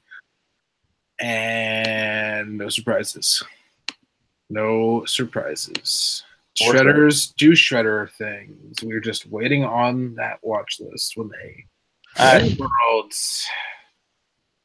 I don't want them to get watch listed though. Like, I'm all for a bunch of the other pieces getting watch listed that have. I don't think Shredders are overpowered. I just think they're consistent. Like, That's fair. I'm worried that no matter what they do, they're going to make them unplayable. Like, if you make them roll to deal their damage, unplayable. If you make their damage not penetrating, it's unplayable. If, like, I mean, there's so many things. Like, any change that they would make to that free damage literally makes it to where they're just not good at all. So I don't think they're overpowered. They're not broken. You don't just sit down across from it and understand that you lose. Like, I don't know. The issue in Heroclix, I think, is that consistency is inherently a little overpowered. Well, I mean, So, but like it's hard to balance. Invincible and Outwit, like drastically exactly. the effectiveness of that. It's Like Outwit their sidesteps, Shredders are just not anywhere near as good because they need that mobility to be able to do their thing. And when you take that away from them, it just cripples the build so much. Like, I don't think I've lost to Shredders yet with my build team. And I don't intend to. Well, your bill happens to ignore shredder damage, essentially. The rest of the team doesn't. You're not wrong. I was surprised that nobody outwitted my Shredder's sidestep at all the whole tournament. Not at all. But he does have top dial stealth, so I'm sure that mattered a little. Probably mattered some, but still, it's just so good. Oh, and since we're talking about this, I wanted to touch on this a little bit. Deadpool Prime is really good against Shredders. Like, I do a free 1, I heal 3. That sucks. Like, there's just not, like, you just sit on that and you have your 75 points. So there's a lot of good call-ins for that piece. Post rotation, just all of the call-ins except for like the 2 big pulse waivers. But even then, once we get Banshee, you can call on running shot pulse like Banshee. Like, you can play him on an X-Men team because one of the bathrobe has X-Men keyword. Mm-hmm. And the Prime has it too. Does the Prime? Okay, that works perfectly. Like, you can play just the Prime and equip it, or play all the shifters, and because the bathrobe one's good, the free phasing one is good, and the Prime is good. The bathrobe is an amazing call-in battery after. Yeah, because he can just X-Men up all the call-ins. stats. Yeah, he gets to perplex them. And perplex. And prop them. Exactly. The shifting focus Deadpool is incredible now, and especially post-rotation. Like, where everybody's worried that Shredders are going to control the game, and I think that shifting focus Deadpool is going to control the game. And also, playing him with Headmaster Wolverine is great, because then you have X-Men team ability that you don't actually take damage for to heal Wolverine off of his stop clicks. Right. It's awesome. So what we're all saying about is... this as well. You might even heal out of your X-Men team ability, actually, because you take the damage. Exactly. It only does 1. 0 to more than 2, you're good. But yeah, you either don't heal, you don't deal the damage, or you heal. Yeah, there's no downside to it. Come on. So we all know exactly what Derek plays at Worlds this year. He does Deadpools again. Yeah, he can't equip them though, so I don't know that you can really. It's still good though, especially with the mobility on the X-Force costume. Bam, like 6 squares. Oh, if you do the equip, you only play the Prime, equip with whatever possessor you want, and have a Darwin on your team. He can always heal back to full, right? Pick a power, take the damage, roll the dice. Pick a power, take the damage, roll the dice. Pick up power. Okay, not pick a power anymore. I'm top click. So unless someone can deal 7 damage in a single shot, or knock you off 5 plus knocking you off somewhere elevated, it's gonna be hard to kill the guy. Yep. If you take damage and then heal, you still get to pick a new power. Yep. Yeah. Because of possessor. Cool. So you have to play Flash God of Death or something like that. Or who is that? There's a reporter. There's a reporter that prevents someone from healing. Am I going crazy? Betty? Yeah, it is Betty. And she's pretty good too. Anyway. And she's gonna rotate, right? Or Punisher of the Strange. Well, probably not. Oh my god. What is wrong with you? Isn't that only monsters that he prevents from healing? It's adjacent or any monsters. Oh, okay. But he's not very good. PJ. No, he's absolutely garbage. Don't play that. Yes. No, the Punisher of I Strange. thought you were gonna say he's actually really good, you guys. Don't worry. PJ hasn't gone completely insane. So a lot of Shredders. We saw across the map, Sam Cap, Magneto. Oh, that team was such a pain to face. It's like, okay, so you just win. You just kill whatever you feel like, and you hit really hard with Magneto. You Hawkeye something else really small, and yeah, good game. Yeah, I mean, against you, I just Wolverined, and then Magneto has 13 attack, and I get another flurry on top of Magneto's attacks, and like. Yeah. So you have one perplex from Moira, one from Moira on X-Men, one from Sam Cap wherever. But when you call one of the headmasters, they can also perplex an X-Men. So you can have 3 perplexes on Magneto's to a 13 attack, plus the attacks from Wolverine. And you have Empower on good 11 attack, blades 3 damage if you don't need the blades, flurry because you're across the map for sure. Like, he's amazing. Yeah. It's funny how you don't even need perplex on damage because you just have Empower and +2 damage. You already capped at 6. So where's Empower coming from? Sorry, charged up. Not on. No, not on the X-Men team. So you're playing Lila. Never mind. Yeah. I mean, it's not an X-Men theme team if you. But it could still, still perplex damage to a 6 to 1 hit Doc Ox, for instance, right? You do a 12-6 instead of 13-5. Yeah, exactly. Or on that team, you just outwit Flurry with Moira and don't care at all. And also, you don't really care about last click Doc Ox anyway, even if you don't outwit the Flurry. Yeah, exactly. Well, ultimately, you only have to guess if do I have time to put the scraps on Magneto and turn Moira, give her a token so I can get out to it on the second turn, or do I have to just go out there because there's another Magneto team on my side or someone who can close the gap just as quickly? With first turn immunity, you almost always can. True. Because like if your opponent is playing something that can run across the map and gets to go first, they have first turn immunity and you can't do anything. Yeah, and if then it might as well. Then you don't break your first turn immunity, so you have time. So yeah, it's awesome. It's broken. Yeah. Before we move on to user questions, because I did actually cover all of topics we had for today. Does anybody else have anything they want to discuss? Feel free to speak up now. PJ? Hi, PJ. April 7th, Frankenmuth, Michigan. Super Q, go to it. Charity event, 300 Modern, go play. I'm going to be very sad if I can't play Lockjaw. Except I kind of won't be because I really want to play just the Devil Dinosaur team again. So I want to play Professor X ID. Oh, nice. Shoot, you're right. That is... Yeah, I don't know. I think it's literally the day before they become legal. But it could also be the day they become legal. I don't know. I think it... Oh my god, I can't look it up right now because obviously, but if somebody else wants to look up, you go under the win rules section, you look under tournament resources or something. If somebody wants to let me know, because I'm trying to totally not. After the month that they release. So I don't know if that's the 7th or the 8th. That's unfortunate.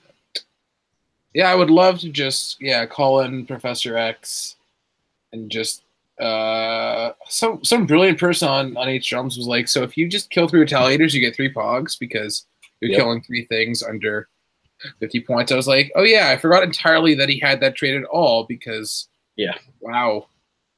Yeah. Especially like if they're playing 3 Carnages, you mind control one of them and he has triple targets and he gets the damage of whoever you mind control, so you can get him to a 4 probably pretty easily. So you just double target, shoot 2 Carnages. So basically, you're saying you want a way to up your opponent's damage that's also good? I think it's printed. Is it? I mean, I could literally just pull him out right now. I have the cards. Oh yeah, printed attack and damage value respectively. Okay. But most teams have a piece with 4 damage. Not my Magneto team. Your I think that's the only one. Yeah, pretty much. Oh, my Bill team doesn't either. True. Wow. Never mind. And you retaliator, so I guess that doesn't matter either. Yeah. Poor General Lane gets wrecked. Same. Good point. I just realized, PJ, in addition to the Mario dies. Professor X ID, your bill is exactly enough points to call in that new War Machine. So you have to do that too. Oh, yeah. Even though it's trash. I mean, it's not trash. It's not great. But can you just perplex up the person that you're mind controlling's damage? No, it's printed. No. The Where you do it? Yeah. the Carnage. Oh yeah, you can just do that if you want.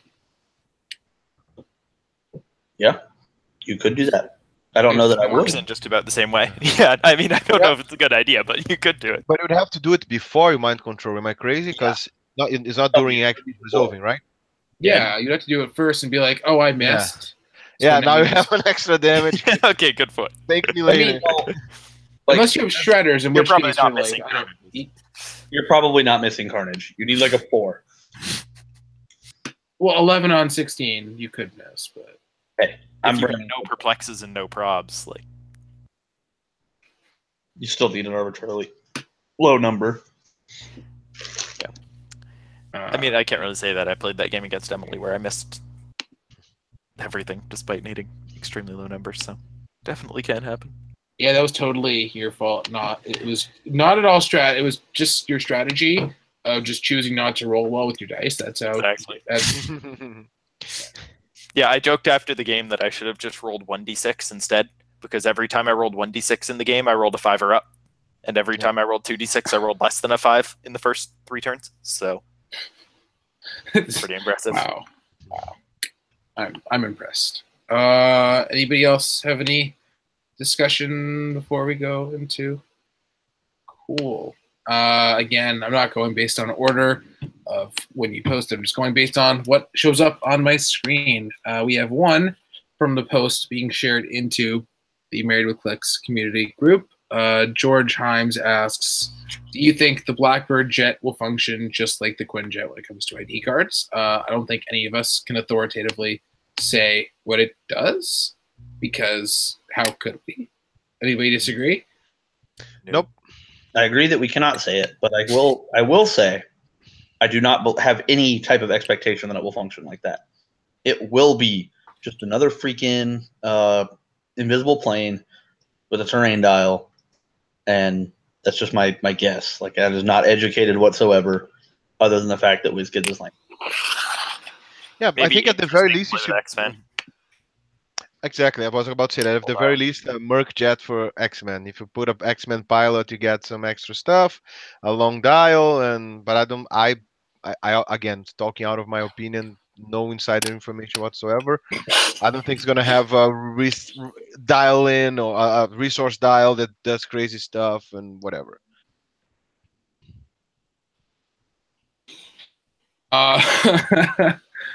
The actual post, Christopher Smotherman asks, hey guys, I did some playtesting with the Elseworlds Robin Chase, so that one that makes the vehicles, and had some good results, basically taking the place of Overdrive on my own take of PJ's Beta, Ray Bill, Samcap team. So post-rotation, meaning no general lane, what would you spend your remaining 65 points on, assuming no more teleporter or similar thing that comes out before then? Retaliators, ID cards, a cheap but good pilot for an Alpha Strike using the bad cycle first, just looking for ideas using my favorite taxi. I feel like PJ is the most able to answer this question. I don't know that I like going to Robin because, like, I think you're better off playing, like, replace those 40 points with a Leech and a Retaliator. But if you are dead set on playing Robin and just carrying 2, play a couple Retaliators and as many ID cards as you can. That'll be the obvious way to play it, just because they don't have access to Hawkeye, so it's fine sitting like 2-3 Carnages back there. So what that would be 30 extra points plus ID. So yeah, you can play 3 Carnages and still play 6 IDs. So I feel like that's good. Like, that's probably just what you do if you wanted to do it that way. Robin pilots, carries Samantha and Bill, and gives you a support. So if Bill does get tagged for 1 off of prob and his defense power, you can support him back. So the vehicles are great. I like that Batwing has flight.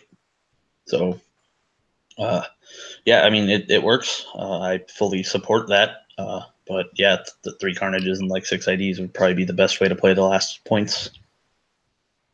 Emily? Yeah, I agree. Definitely some IDs for sure, because being able to call those out right across the map if you choose to go that way is a good idea. Devin? Yeah, I mean, that sounds like a fine team. I'm also not in love with Robin, but obviously the person who asked this question likes Robin a lot, so definitely not the worst thing you could play. It's still pretty good. But also, I think it's fair to say that the team isn't really the same after rotation because General Lane is a fairly integral part of it with all the outwit that he gives out and the enhancement and stuff. So that would require some playtesting to see how it actually works without him.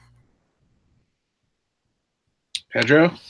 Yeah, no, I agree. Nothing much there. I think Robin, it's a small Swiss Army knife. She has some surprises and her utilities. If you're expecting, I wouldn't count on her or the wings to carry your team around the map a lot. Just get there and do what you have to do. And I agree with PJ. Eventually, you're gonna have to use to support. If it blows up the wing, if she still has shape change or perplex, depending where she stands. I I think she's funny. With a lot of finesse, you can take a little bit more off of her. But I agree, hard to top what PJ said. I am not even going to bother trying to do that. Mike Backley says, hello there, Meta Lab. Sad we couldn't see you at Eternal Games, Jay, but hope you're available for the next event. Yeah. I remember the last time I wasn't at an event at the store, and I'm very sad about that. But probably wouldn't have placed second there, as I had said before. Question 1. Is it wise to start locking in a team for Nationals now that we don't have any major whiz kids run events coming up? Considering that we have a maiden set with literally potentially like 20 colossals, I think, I mean, maybe try and get some playtesting in, but don't feel like you're locked into anything, considering how much is going to be coming out, I feel like. Devin? Yeah, I second that. Also, nobody's been able to test lockjaw teams in actual events yet, although obviously people can do as much playtesting as they want. So that'll be interesting to see, and we'll get some additions to the Cosmic keyword to go with Lockjaw and Mistress Death after Avengers Infinity comes out, so that'll be interesting to see as well. Because there's literally nothing worth playing with Cosmic right now, right? Well, there's tons, but there will be even more, so... It's a joke, and just way over your head. Pedro? No, I agree. I think you can look into your style. You can look at what things you like to play the most. But it's hard to say. I don't think you're gonna see any resource showing up that's gonna change the meta. Hopefully not. But it's too early to lock a team. There's so many things that can come out. We have a lot of villains ID coming out. God knows what they'll be able to bring. You have the Batman animated series that can bring all kinds of shenanigans. So we saw if we told a few months ago that you'll be able to build this crazy X-Men team with some Cap and Magneto, people say, yeah, but we need a transporter, and all of a sudden Lila pops up, and then all your plans are gone because you have to adapt. So I would study, practice always, but don't lock anything yet. There's plenty to come out yet. You just reminded me that Clarion was in literally one episode of the Batman animated series, so we're totally going to get him again. He's just going to be exactly a reprint, exactly the same thing, and he's going to just do the same thing just for the foreseeable future. Just going to make Tico better. Give Tico a 12 printed attack and flurry, yes. 12 printed damage, but you have to roll blades anyway. and toughness, so you have to outwit his defense for poison, so he's less longer. But then you just shredder him, so it doesn't matter. Well, by then they will be rated to only do healing damage instead of damage healing the opponent, so people complain less. PJ? I think it's fine to start locking in ideas, like concepts, maybe doing rough variants for teams, but understanding that everything is going to be completely different. Like right now, looking forward, the 150-point Wolverine is phenomenal post-rotation. Very hard to deal with. But you never know. We might get a freaking Arrow replica that's playable main force. Well, Devin, Emily, and I were having this exact discussion because we had the Old Man Logan, which means we might have a blind Hawkeye incoming, who is clearly going to be even better. But then after that, we're going to get a quadriplegic Green Arrow as a answer to that, and he's just gonna. What did Devin say? Just attack him across the map, literally. Every No, square. literally attack literally every square simultaneously. Yeah, we just kept saying that they'll keep bringing out archers who have worse and worse disabilities, and then make them better and better. So we'll have a fully limbless Green Arrow who just is ridiculous, and then they'll one-up it with a Hawkeye with no senses at all, who will also be insane. Emily? Yeah, I know for me, I'm sticking with similar to what I'm doing, but I'm not locking anything yet because with a new set coming out, you can't judge what's going to come out yet. So, and with rotation stuff, and I know stuff on my team that I've been playing is rotating out, so I'll have to replace that with something eventually. But with new sets coming out, you can't like set 100% because you just don't know what's coming. I mean, always do play testing and whatnot and see what's looking good post rotation. I've definitely been thinking about it, but nothing is 100% confirmed until we know exactly what's going to be out. Although it's going to really suck when, obviously, like What If, we're going to see the Turtles 4 set come out right before Worlds, just legal. And we're going to be finding out the dials like the Wednesday, and then you have to buy them for like by Friday. It's going to be a nightmare. More shredders. More shredders, and then they just have a trait where if they're KO'd, you get another shredder chase, and then. Oh no, they're gonna have a shredder that actually carries, that also does the damage when he carries, and if you combo more than one ping from one shredder in the same guy, you do an extra unavoidable damage. Why not? Just do the unavoidable. Yeah, just to kill lockjaws. Otherwise, Exactly. It's impossible. Exactly. Exactly. Oh, let's see what's up. The second question is: do you foresee anything in either TMNT or Avengers Infinity that will shake up the meta? I mean, obviously, TMNT will have something that we will literally open the week before Worlds and be like, that just ruins everything. Devin? I mean, we don't actually know basically anything about the dials yet, but I'm hoping that some of the incredibly powerful Marvel cosmic entities that have 100-point dials will be interesting. They might not be, but I'm hoping. Emily?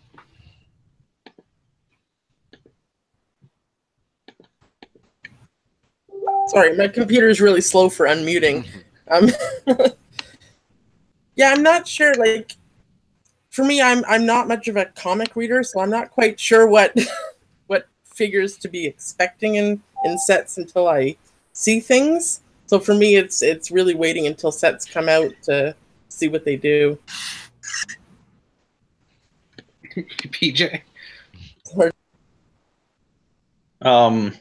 I mean, we'll definitely get something. Every set has something. It's just a matter of like how big and important it could be. I mean, we might get a new equivalent to like Chaos War Fast Forces Switch, where it's just like this bomb support piece that's just amazing.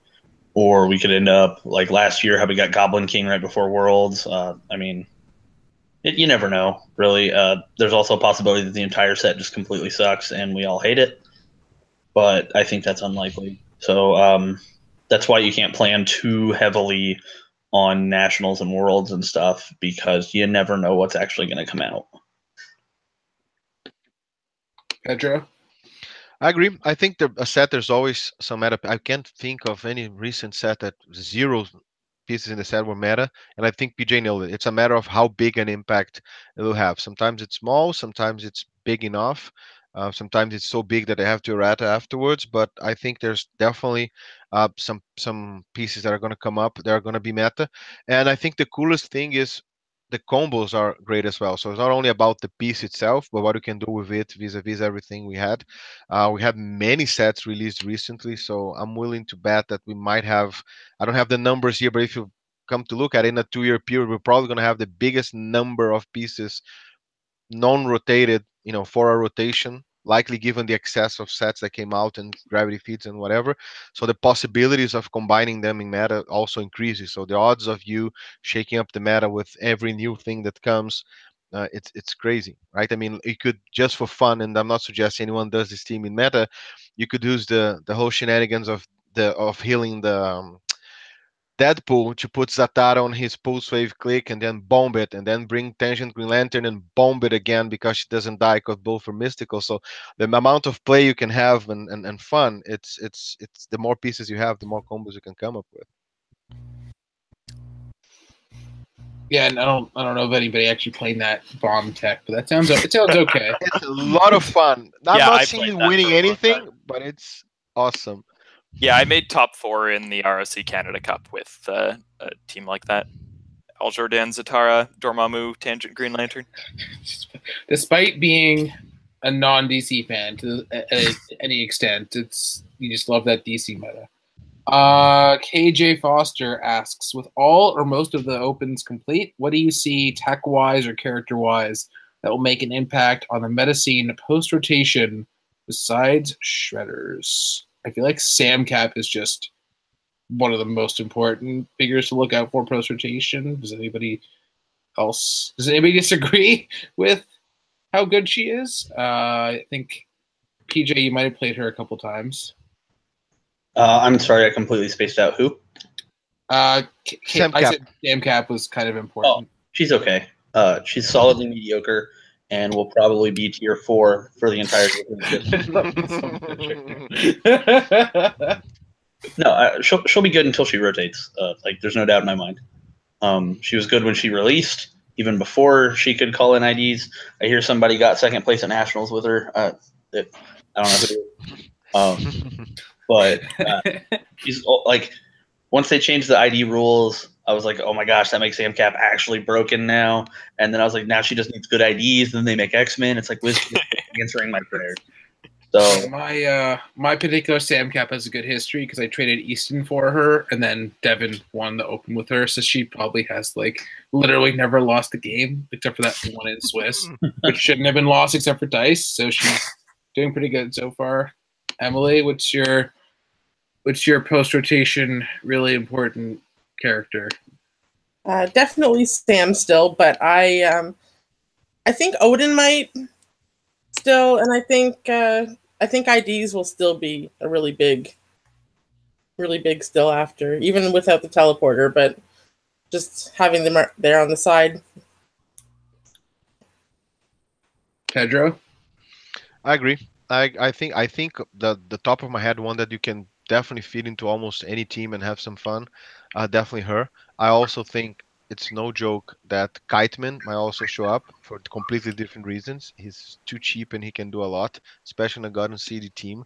I do expect, hopefully, Harley Quinn title. I think she's good. I think there's something there. Just need to find a good way to do it, especially if new pieces come that can extend range properly. But her perplex is already really good. So I think those are a few pieces to look out for. And I love, and PJ said it many times, I love the Prime Harley for limited, the one that perplexes and prevents you from attacking. That one, nobody's talking about her, but when you start limited season, she's gonna show up a lot. I'm betting. I was just thought of a random idea. It doesn't have theme, but I still really want to do it. I want to play Penguin crossing the map tech with Sam and give her Frogmulier to become tiny, so you just cross the map with your free Pog and do a huge attack with it. And Sam calls an ID or something. It just sounds really dumb. And you're probably better off doing a theme of some sort, but I want to do it now. Just to prove it works, and you get there. I mean, what? Provincials this year here are a second place player had the Penguin tech, so you never know. Michael Fedor asks, I'm currently working on a 400 modern constructed build. I have Old Man Logan as the primary attacker. Is this wise? Should I look for someone else instead and have Logan swoop in as a secondary attacker, cleaning up the others, doing the damage? Pedro? I think you want to be on the on your guys starting area for that. You had some crazy guys like Angel, Leela, all new Wolverine. Get everybody that gets combat reflex or +1 defense when they're there. Carry the whole. Find a good map where you can hide in the middle before you get there, and get there. But although I like the idea, the truth of the matter is we still have many good shooters, and relying on your combat reflexes when you have a team of shooters that can, using the World of Warcraft expression, kite you from afar and just take pot shots from far away. It's risky. Risky. You have to close the gap efficiently and keep people where they're close to you. So, nice idea, but a little bit risky. Devin? I like the figure, but he also happens to lose move and attack after the first 3 clicks. So if they hit him at all, he's really hard to get back into the fight. And also, he's just not super high points to be a primary attacker on a 400 point team.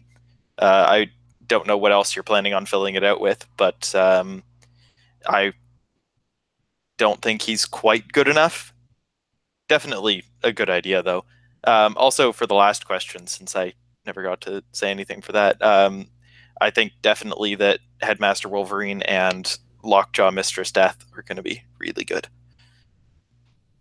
No mention of Sam Cap, really? You're not even going to just. Well, everybody else said Sam Cap, so you have to agree. It's necessary. Yes, Sam Cap will still be good. There we go. I agree. You should have said she's just trash.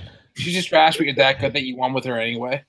Or with a very respectful joke, if this is 75 points and you have a 400 team, add the 300 points team from Devin, and then you have 25 to spend on an extra Moira or someone else. Great plan. And yeah, then you have because that team and you're up beside them. That's actually pretty good.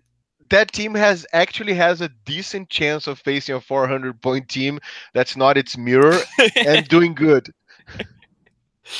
Yeah, Lila can't carry your entire team then, unfortunately. Yeah. You'll have to move some people separately. But yep. Wait, or put a second one. Team, if you add a Moira on top of that. Yes. Yeah. Okay. Emily? But like your Moira can just perplex before you move, and then you can leave her behind. So. Yeah. You just perplex passenger number. That would be awesome. Don't give ideas. Wait, there's no characters that can perplex on my number of targets?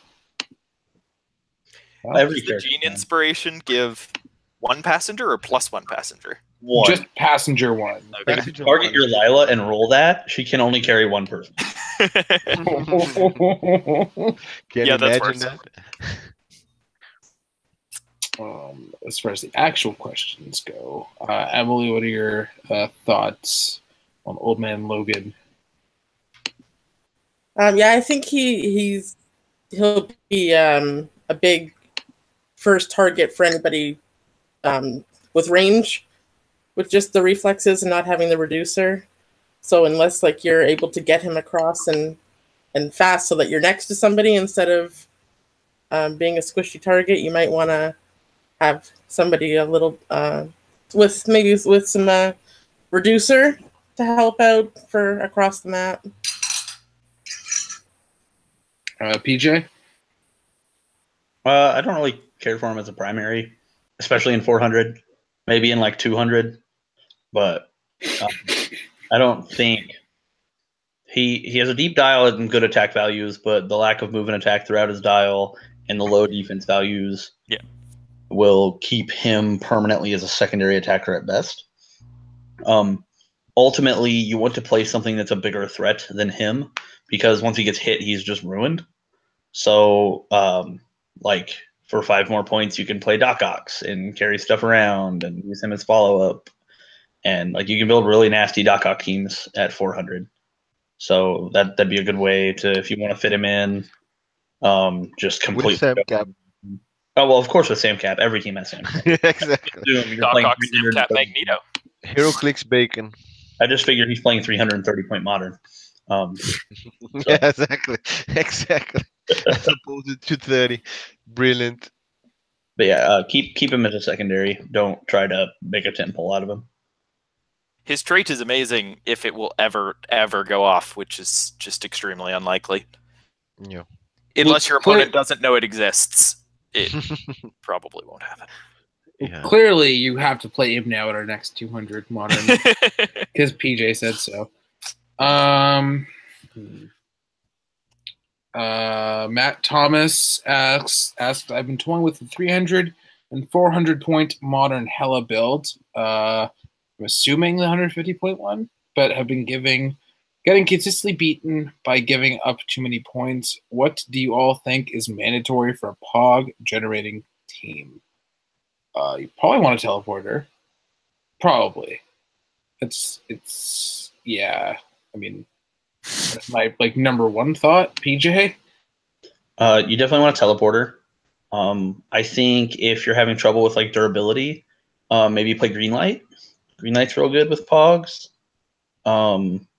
Another thing to consider is play things that give up less points. So, because you're probably playing the Hella that generates the bystanders, like we were talking about. So play tribbles.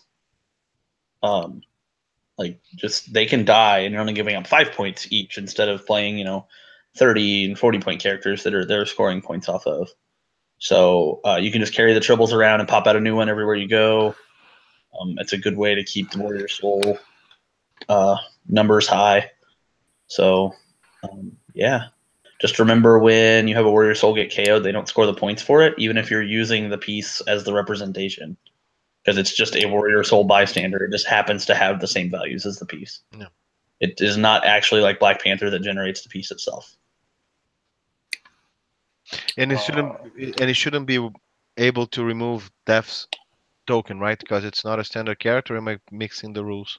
Correct. Yeah. As it is a bystander. Yeah. Now that I have you on camera, Pedro, any other thoughts on this question? No, I tried to sneak in one quickly before PJ mentioned it and ruined it for everyone. I mean, he's kind of the teleporter turning person, so Yeah, I agree. Emily? Yeah, my first thought was teleporter too. That's what when we play tested and Glenn brought his Hella team. Yeah, that was my first thought. That was the first thing I said to him. I said, "You need a teleporter on this team, for sure. Especially if you can get it to number 2 quickly and have some IDs on there that give your team some put Colossus on there for the imperv for your team." Because you'll get there fast with killing a lot of hogs. Devin? Yeah, as everybody else has said, teleporter is 100% necessary if you're playing a lots of Pogs team.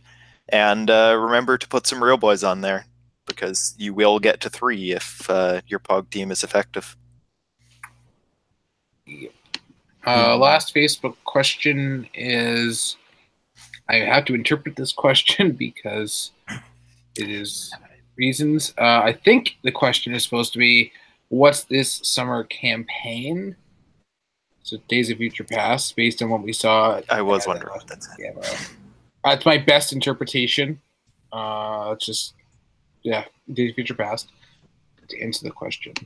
We're moving on to YouTube, so we're going to be last chance to get your questions in on there before we start to wrap up. Let's see. That Jason Collins asks question: if you guys mastered X-Men Seal to the point where I shouldn't bother in Whippy, there's no such thing, because if I'm gonna pull a Professor Extremer, and I'm going to blend that one and the one that I already pulled. This question's only for Torontonians. Hey, Devin, are you just automatically going to win Sealed somehow? Sorry, I lagged out for a bit there. Jason asks, have you guys mastered X-Men Sealed to the point where I shouldn't bother in Whippy? I'm going to say, since I've played 2 and I came second at 1 and not in the ninth, I think, at the other, I'm going to say I didn't master X-Men Sealed, but we'll see what everyone pulls.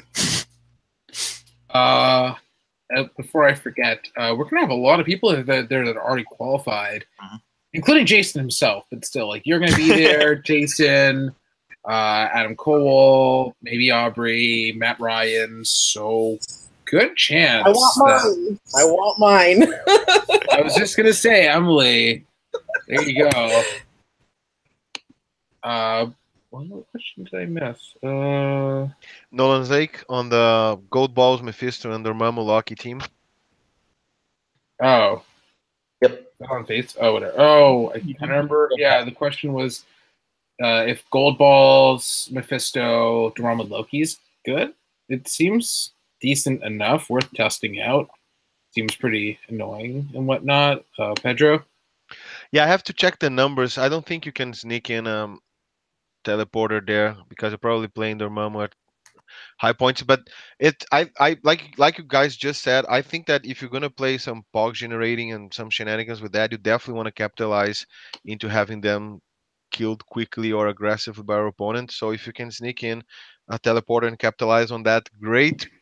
If not, you have to remember that gold balls as your source of object generation is a little bit fragile. And if the opponent realizes what's the mechanic of the team, it's going to definitely come after it. So you have to be careful on finding the right trick and making sure the trick is sustainable. Sometimes the trick is really neat, but it's not sustainable. So that's how I analyze trying to pull something new and cool. But the idea is it's fun. It's a very well thought idea. Emily?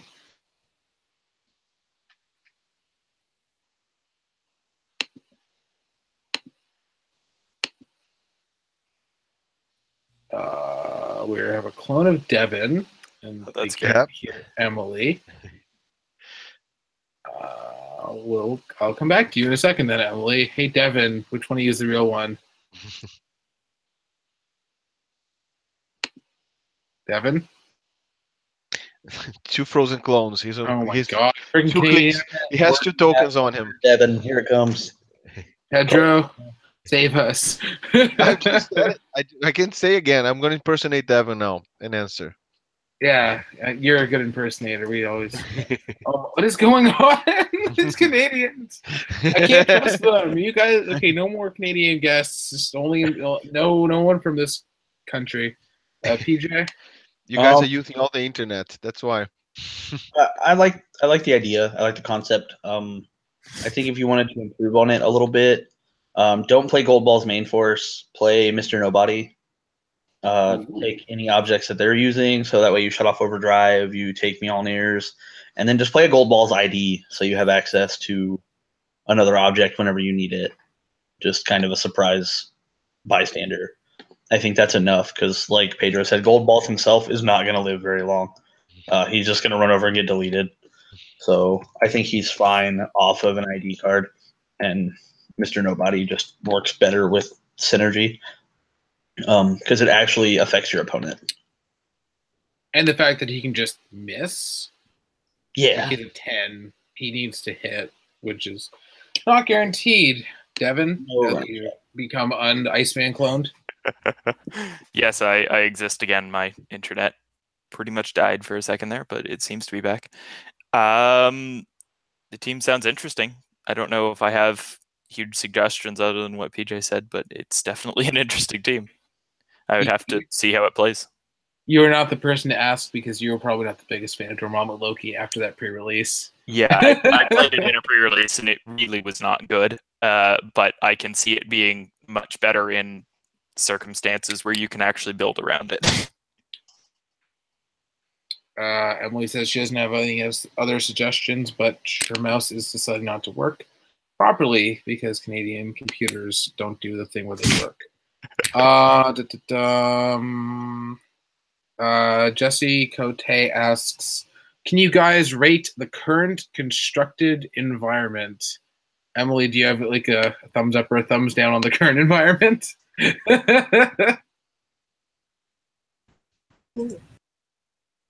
Oh. What was that sound? I hate you there. I cannot hear you, unfortunately. Can you hear me now? I think I got it working. No. Okay. I like the current environment. I think it's very diverse. We're seeing a lot of different teams, and I like that it's not the same thing over and over. So I'm liking it. Hey, Devin, how's the environment where you just won an event? Yes, it's much better than it was 6 months ago. And also, I love Age of Apocalypse Magneto, and he's currently extremely strong, which is awesome. Until he Playing an retires. X-Men theme team in competitive is novel and a lot of fun. PJ? I think the meta's good right now. I think it's pretty healthy. You may see a lot of Shredders winning, a lot of Sam Cap winning, but there are a lot of teams out there that can win. It's just a matter of that they haven't. I know it's awkward to say, but just because a team doesn't win doesn't mean it's not good. Yeah, meta's good. Pedro? I agree. I was just going to keep that. It took me like 20 minutes to decide what I wanted to play for ROC Nationals, half an hour to decide what would be my team for the ROC World Cup, and I still haven't decided what I'm going to play in a local WKO. So it's Well, good. it doesn't matter because you have a 50% chance of winning. Yeah. Well, I could have 100%. Thiago's coming with me, so I can just not show up at the airport, and that increases my odds of winning aggressively. Smart man. Or not land the pieces he needs to complete his team. So they're still. Well, that's just his fault for not having the pieces that he needed to Exactly. win. Exactly. I'm just staring angrily at Devin. Yes, I clearly didn't borrow my Sam Cat, my Hawkeye. Second Chase Magneto. Just the minor pieces, right? Just the support pieces of your you know. team were borrowed. Wait. Not, So, not stuff I it used was often. They mostly so your main force Sam Cap, your second Magneto, which you never used. Yeah. Wolverine ID, which you used to would have used to beat me. Nick Fury. The car to get you there. Basic congratulations. Okay. Yeah, it's pretty decent. It's not the absolute best, but it's definitely better than it was before. Chris Stockhouse has another question to earn his. Where the hell is the stamp? I had it right. Oh, there it is behind my computer. Sorry about that. He has the stamp of approval on the show. I loved the Sam beta build that I borrowed from PJ. Took it to 8th place, losing to Mackenzie from Canada. Mackenzie from Canada because he's just, we all know him. I went to school with him. Devin grew up next door to him. I couldn't think of something for Emily, but something. Assume that all Canadians know each other. It's like a small town, but a country. Yeah, I was in Greece, and we mentioned we were from Canada, and they just asked us about their random relative who lived in Canada, and we were like, it's the second biggest country in the world by surface area? No, we don't. Just... It looks like Chris has the final say in the show because he has last question. Realized last post didn't have a question. How do you stop top 8 jitters from making small mistakes, like not putting more than one object by your starting area for overdrive? So just to explain a little bit about what he's talking about, his top 8 game, he was playing against the guy that lets the penguins run all the way across the map, and he only put one object in front of his team, and he lost map roll. So his opponent made a penguin, ran all the way over, and shot the object, so that he couldn't make overdrive into a vehicle. So it drastically reduced the mobility of his team. What is your actual answer to the question? To reduce top 8 jitters, it's I don't want to I don't really know how to word it appropriately, but experience, a lot of it will reduce your jitters. Just sitting down and treating it like another game. Like, yeah, there's a little more on the line, and yeah, you could technically play different because points don't matter as much. But if you just sit down and have fun, realize that pretty much everyone you're going to play against is going to be great. Once you guys set up and get the map roll out of the way, that's usually when my jitters go away. Like, I'll get a little nervous first round and top cut, like when top 8 first starts. But then once, I roll dice and start talking to my opponent, everything just drifts away because I realize that, I'm playing with friends, whether I know them or not. I consider anybody who plays this game to be a friend. So, Aww. yeah, I know. That's so sappy. Okay. You're not a friend now. Calling me a sap. I'm just Aw. kidding. I'm just kidding. Aw. But yeah, really, just have fun with it. You're gonna get nervous. There's gonna be situations where you get nervous too, like where you know that like you're about to make the attack that decides whether you win or lose, because like those happen, and your hands are shaking while you're rolling it. That's normal. Nerves are a thing. It's just adapting to it and not letting it affect your decision making. So, yep, that's it. Pedro. Yeah, I think PJ covered. I just add small things like first remember that you are in top 8, so it's not like you got there by luck and you have to make the most out of it. So you weren't being there. So remember that unless you are the luckiest guy in the world and you played 30 tugs and roll critical hits all the time, which is a mathematical impossibility, you deserve to be there. So your opponent should be just as afraid, and I use the word afraid improperly, should be just as cautious about playing you as you are nervous about playing him. No, I don't want to be cheesy, but practice, know exactly what your team can do and what it can't, because that's what you're going to be playing. You're going to be playing your team, not going to be playing your opponent's team. Know exactly what you need to do, know exactly what you need to have, and make sure that you have it. It's not going to, if your team doesn't have outwit, staring at it or getting nervous, not going to make outwit show up. So know what are your weaknesses so you don't play into them.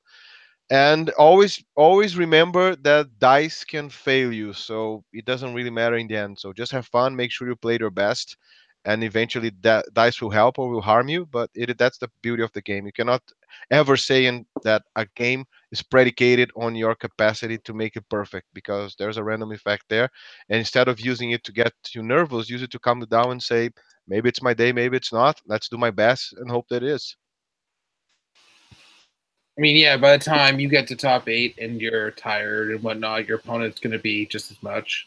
Like, for every one mistake you might make in that game, your opponent is likely to probably make one as well. Like, I made some really dumb mistakes in my top 4 game yesterday. I was like, wait, how did I win that game? I did a lot of stupid stuff, but everybody's equally tired.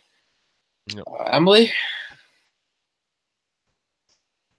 Yeah, mine was going to be definitely practice. Know your team, know your figures, know your options. Have a good idea of what you're doing, especially the first couple turns for setting up. But if you know what your team can do, then you're comfortable with it going in for sure. So all the practice that we've been doing these past couple weeks for this weekend, it definitely helped us this weekend. So. Well, it was like our game on Saturday where it was like, well, we both know we make the cut, so we just got a free practice game in Swiss.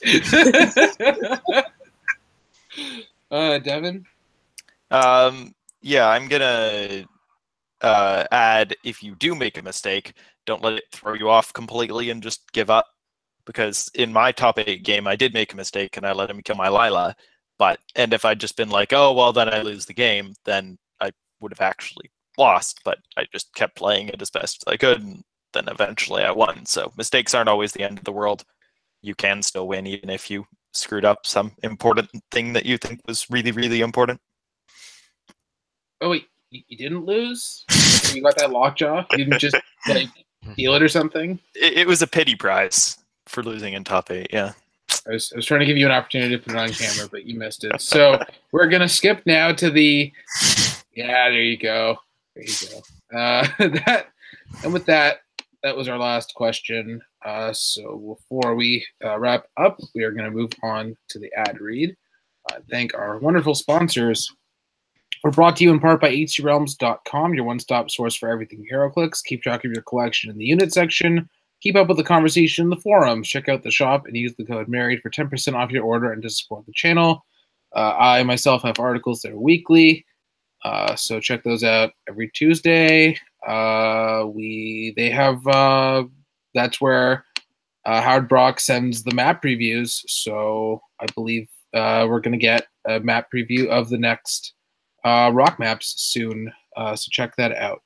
We're also sponsored by MajesticCCG.com. Check out their eBay store and their online store, and you can check out the premium site MajesticCCG majesticsccg.com/Apex-Insiders. They have lots of great articles from great minds in Heroclix, including PJ. I write there for some reason. Pat himself puts articles up. Easton, Adam Friedman, Dan Powell, George, many others. Last week we got a team article from Dan and Easton about the Sam Cap Magneto team. And there's lots of awesome tournament reports. They have right now all the open winning lists if you want to take a look at those. $2 a month. It's very much worth it. And we're also supported by the ROC, which have their new website up at roc.islandsuite.com. If you want to host a ROC, they have a section with all the information for that. You can look at their forum, keep up with any news, and they have a section on the site where they have all the Heroclix podcasts. So you have one easy, convenient place to look at all those. With that being said, that's it for this week. So as we sign off on this week's Meta Lab, always remember that practice makes your team better. And have a great night, everyone.